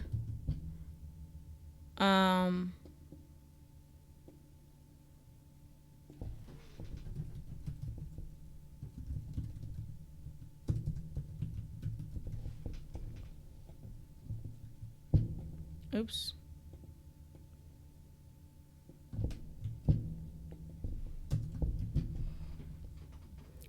Between this and number of policies. Like, is it true that the more policies you have, the lower your insurance premium? We don't know yet. We'll find out.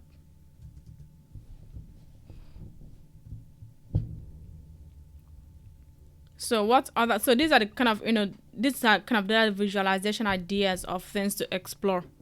You know. Let's look at other columns. Number of policies. Policy has 9 distinct values.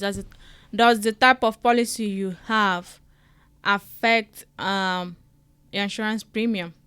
So this is a categorical value that needs to be converted into integers, right?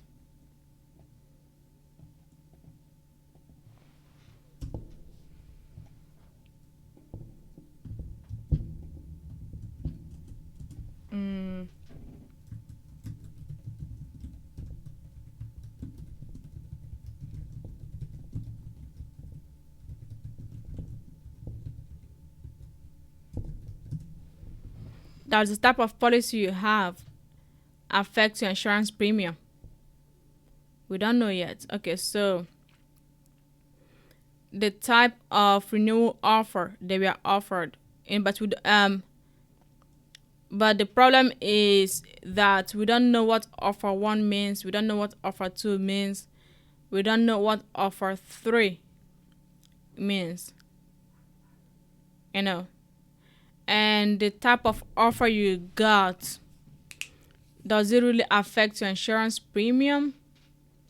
I'm thinking we might drop this column because we don't know what offer 1, offer 2, and offer 3 means in this data set. So I guess we have to say drop renew offer type.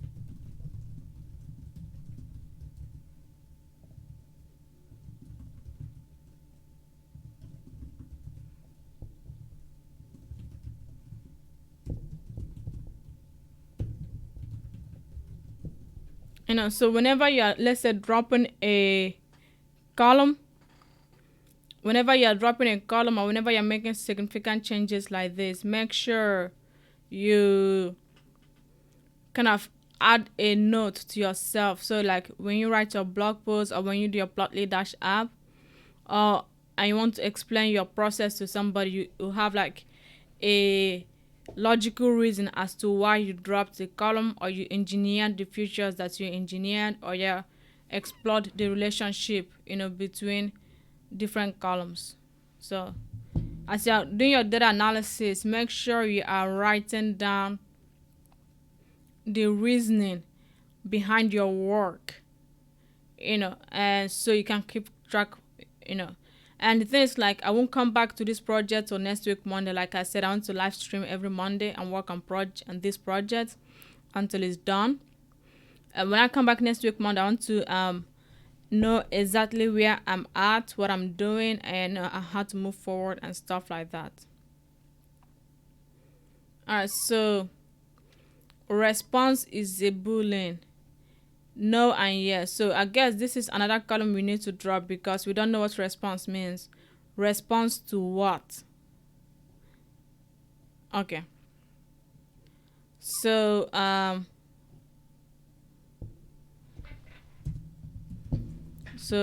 drop response column.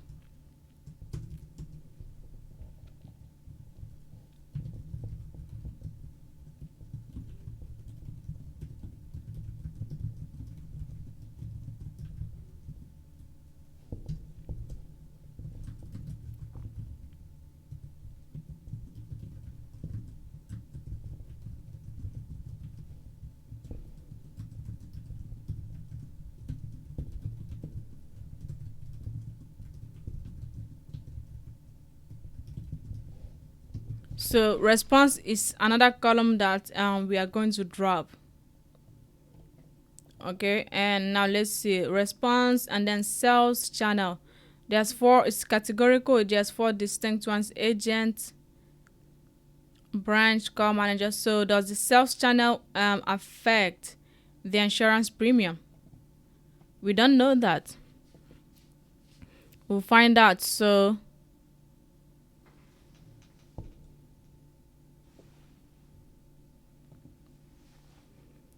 let's see here.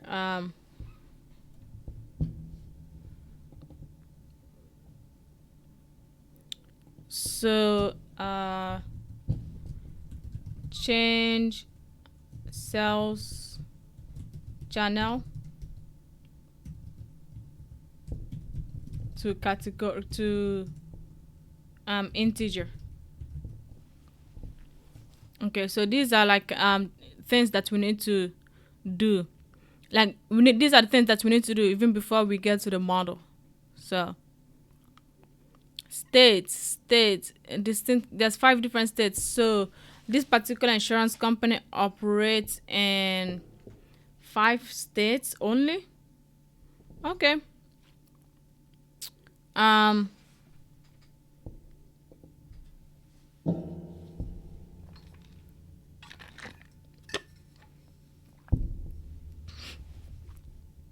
They only operate in 5 states: Washington, Nevada, Arizona, Oregon, California. Alright, so does the state you live in affect your insurance policy, insurance premium, right? So if you live in California, is your insurance more expensive than if you lived in Arizona? We don't know. We gotta find out. We don't know. We gotta find out. Okay, won't stop playing now.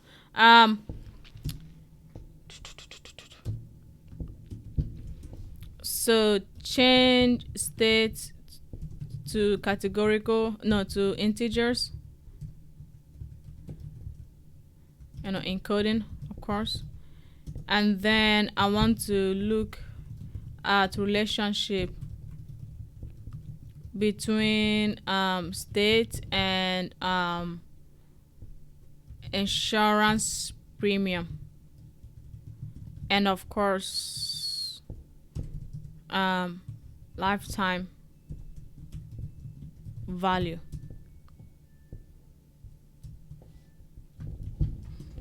Okay, let's see. Let's keep looking at profile report. So total claim amount okay.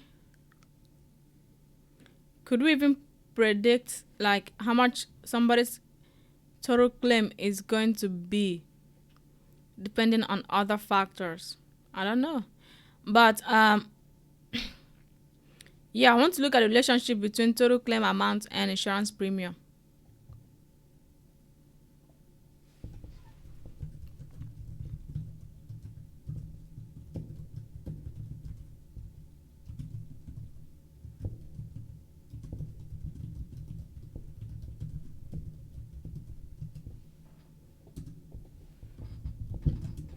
Okay. Let's see here. Vehicle class is categorical. We need to change this into numerical. And then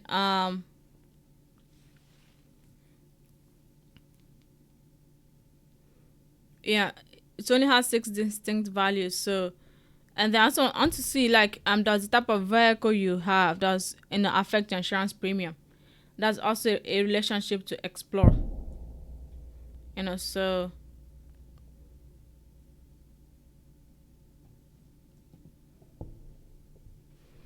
So encode vehicle class and explore relationship between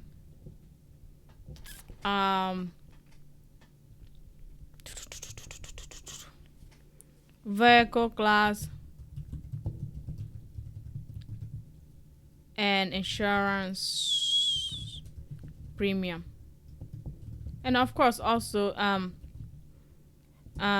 lifetime value. And also I wanted to look at something else I wanted to explore is like um, vehicle class and number of policy, you know. So it's like if they have an SUV, does that mean they probably have a family, and they probably have a higher they probably have like more things to insure, so they probably have like higher number of policy stuff. I don't know.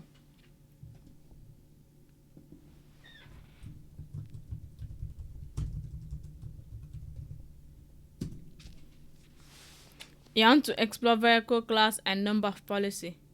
And I know this is kind of like a lot of exploration to look at, a lot of visualizations to look at, but it's kind of fun to help us really understand our data set. Um, I mind no, I'll do the visualization in Python. I'm not going to do it in I'm not going to do the visualization in Matplotlib. Okay, let's go ahead and save this. Let me see.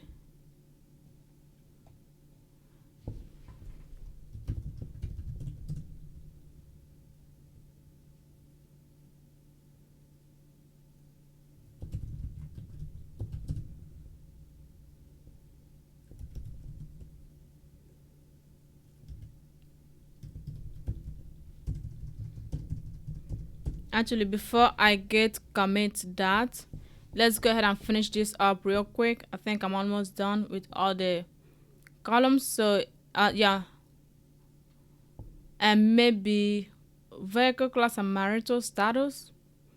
Vehicle class and gender.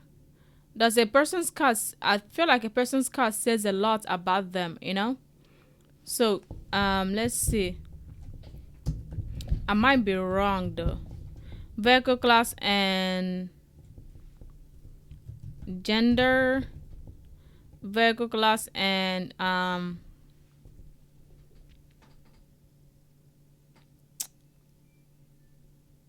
what did I say? Is it employment status? No.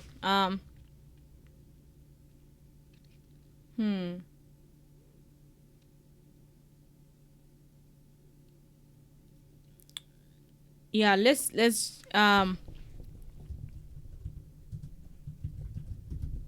maybe.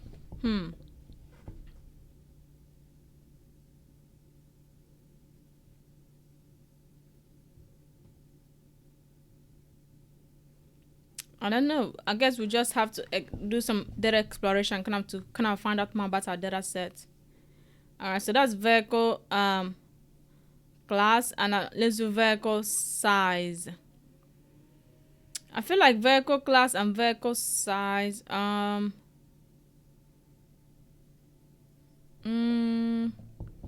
Yeah. Okay. Those are two different things. So vehicle size. Let's see here.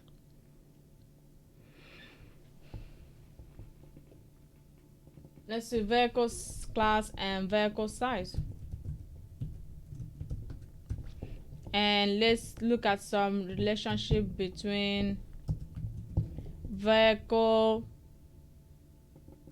size and insurance premium.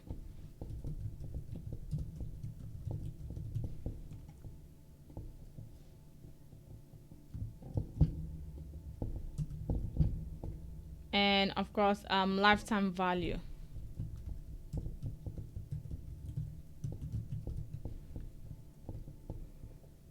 Yeah, so those are kind of things we need to do, and of course we need to encode vehicle size into integer.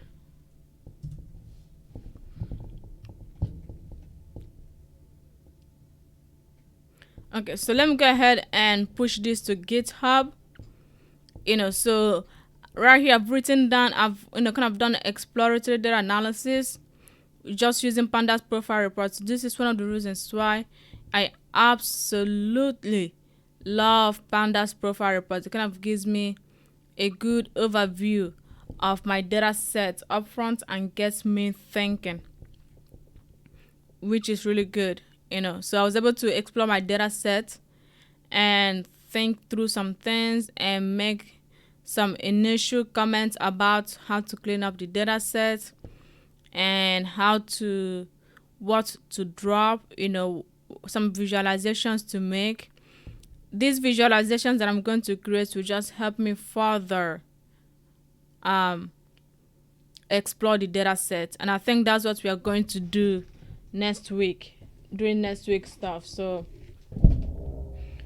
yeah, so during next week's live stream, we'll just focus on, we are not going to drop any columns yet. We'll just focus on creating visualizations to explore different relationships between different columns and kind of explore the data a little bit more, get a better idea of what's going on, and stuff like that. That's probably what I'm going to do. And then 2 weeks from now, probably, let's say, drop the columns that I need to drop, and then encode the columns that need to be encoded. I might do the encoding next week because some of these columns need to be encoded before I can graph them. I think so. But we'll see. But next week we'll just focus on visualizations. Yeah. Let me see here. Let's look at correlations real quick. Wow.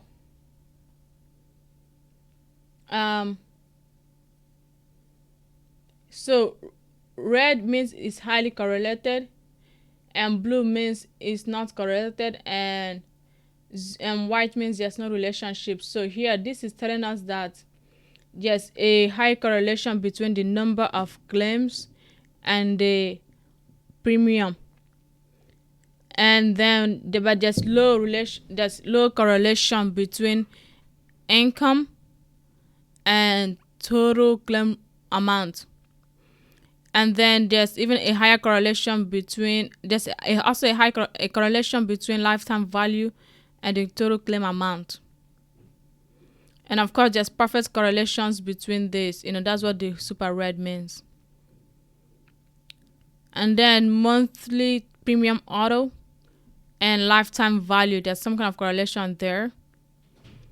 Customer lifetime values and the premium auto, some kind of correlation going on there. Correlation between customer lifetime value and the claim of the amount. There's no correlation between their income and their claim amount. Strong relationship between monthly premium auto, of course, and their claim amount, which is something as, so this square is the same thing as this square. So that's kind of but a lot of these are kind of grayed out because they are numeric categorical values, they are not numbers. So we really can't see the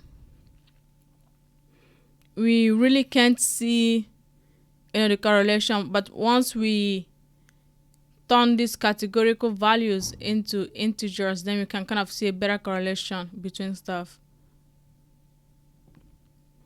Spearman's B, it's kind of similar. Candles T. Ooh.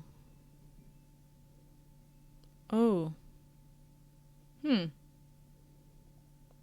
Interesting.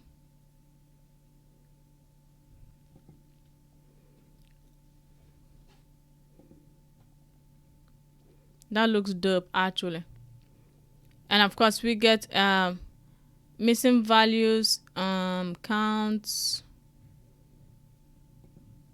metrics, and then we get a sample of the first 5 data sets. First 5 rows, actually 10 rows from the data set, and then the last 10 rows from the data set. Report generated by pandas profiling.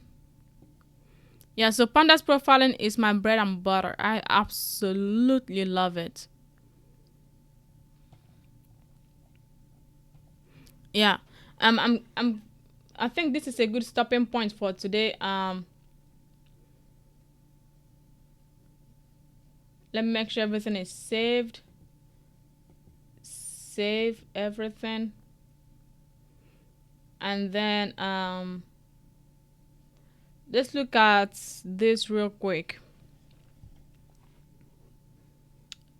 This has so much data in it. It doesn't tell us a lot. You know. Um yeah, and a lot of these are categorical values, so the graph doesn't look really good. Yeah, we'll look at the visualization for this data set individually, you know, individually to get a better idea of stuff. This visualization doesn't tell us much. You know, it's just too much data sets, like 10,000, data sets in one.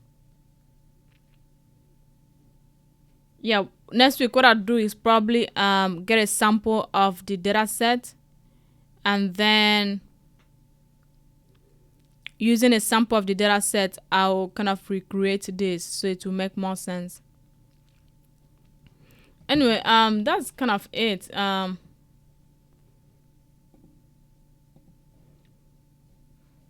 Hopefully this is saved. Let me see real quick. Is this saved?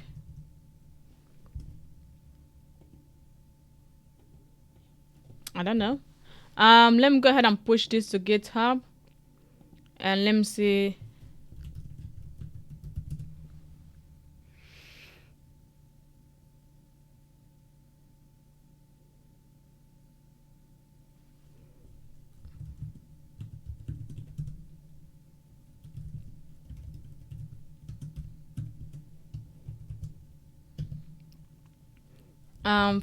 Finished initial exploratory data analysis.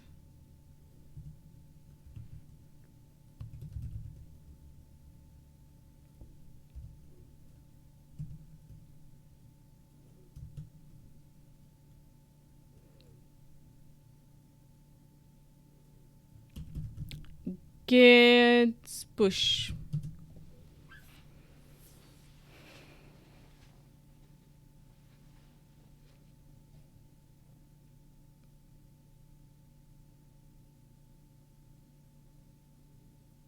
All right, let's go to GitHub and just make sure we got everything. So if we go to model and let's click on this,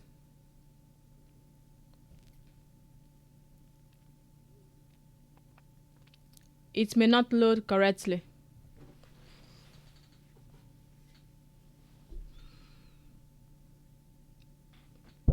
$70 megabytes. Oh my gosh.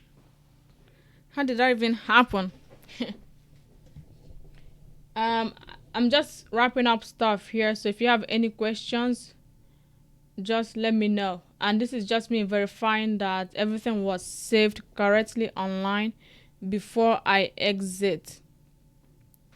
Before I close my Python notebook and everything. So I like to verify things. If you have any question, this is your time. So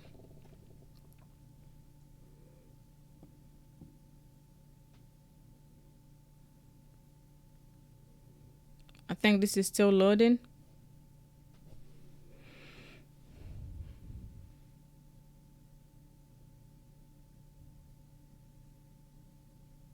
All right.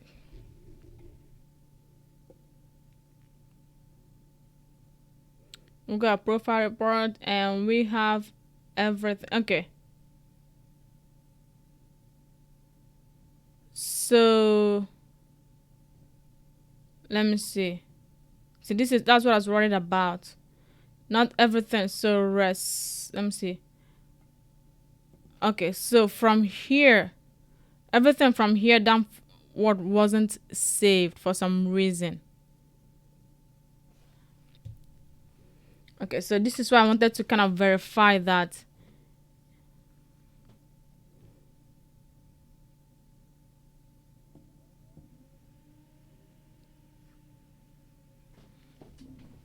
Yeah, my computer is freezing up a little bit, but it's okay. We are done with today's work. Let me go ahead and copy this because I don't know why it wasn't saved to GitHub to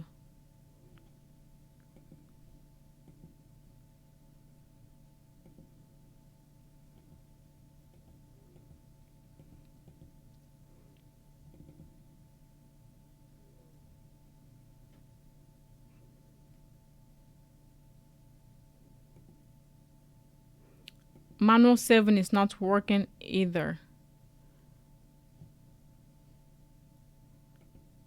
Okay, something's wrong with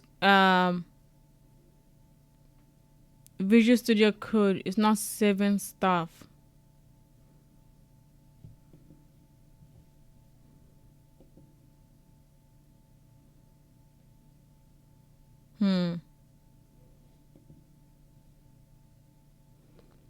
This star next to it means it's not saved.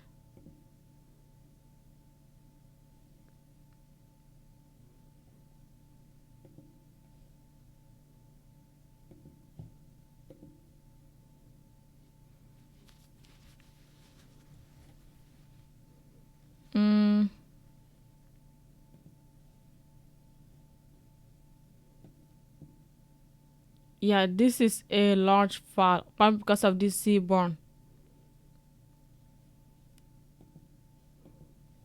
Let me see.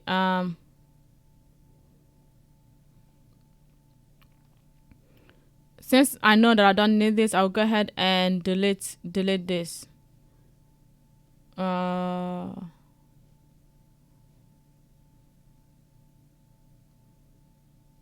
mm, mm, mm.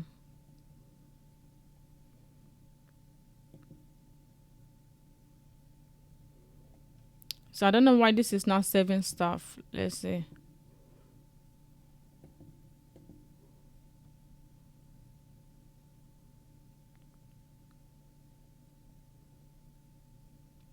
But anyway, I'm going to figure this out. I really don't have anything else. I'm going to add the link to the GitHub repo. Well, this is frozen too. Yeah. For some reason, okay. So I'm going to put the link to the GitHub repo, wherever that is. I'm going to put the link to this GitHub repo in the description below so you can come here and look at it and follow along if you want to. But other than that, I really don't have anything else. Thank you for watching, and make sure you come back next week Monday, and I'm going to put this series in a playlist. Okay, and in that playlist you see all the videos for this project. So bye.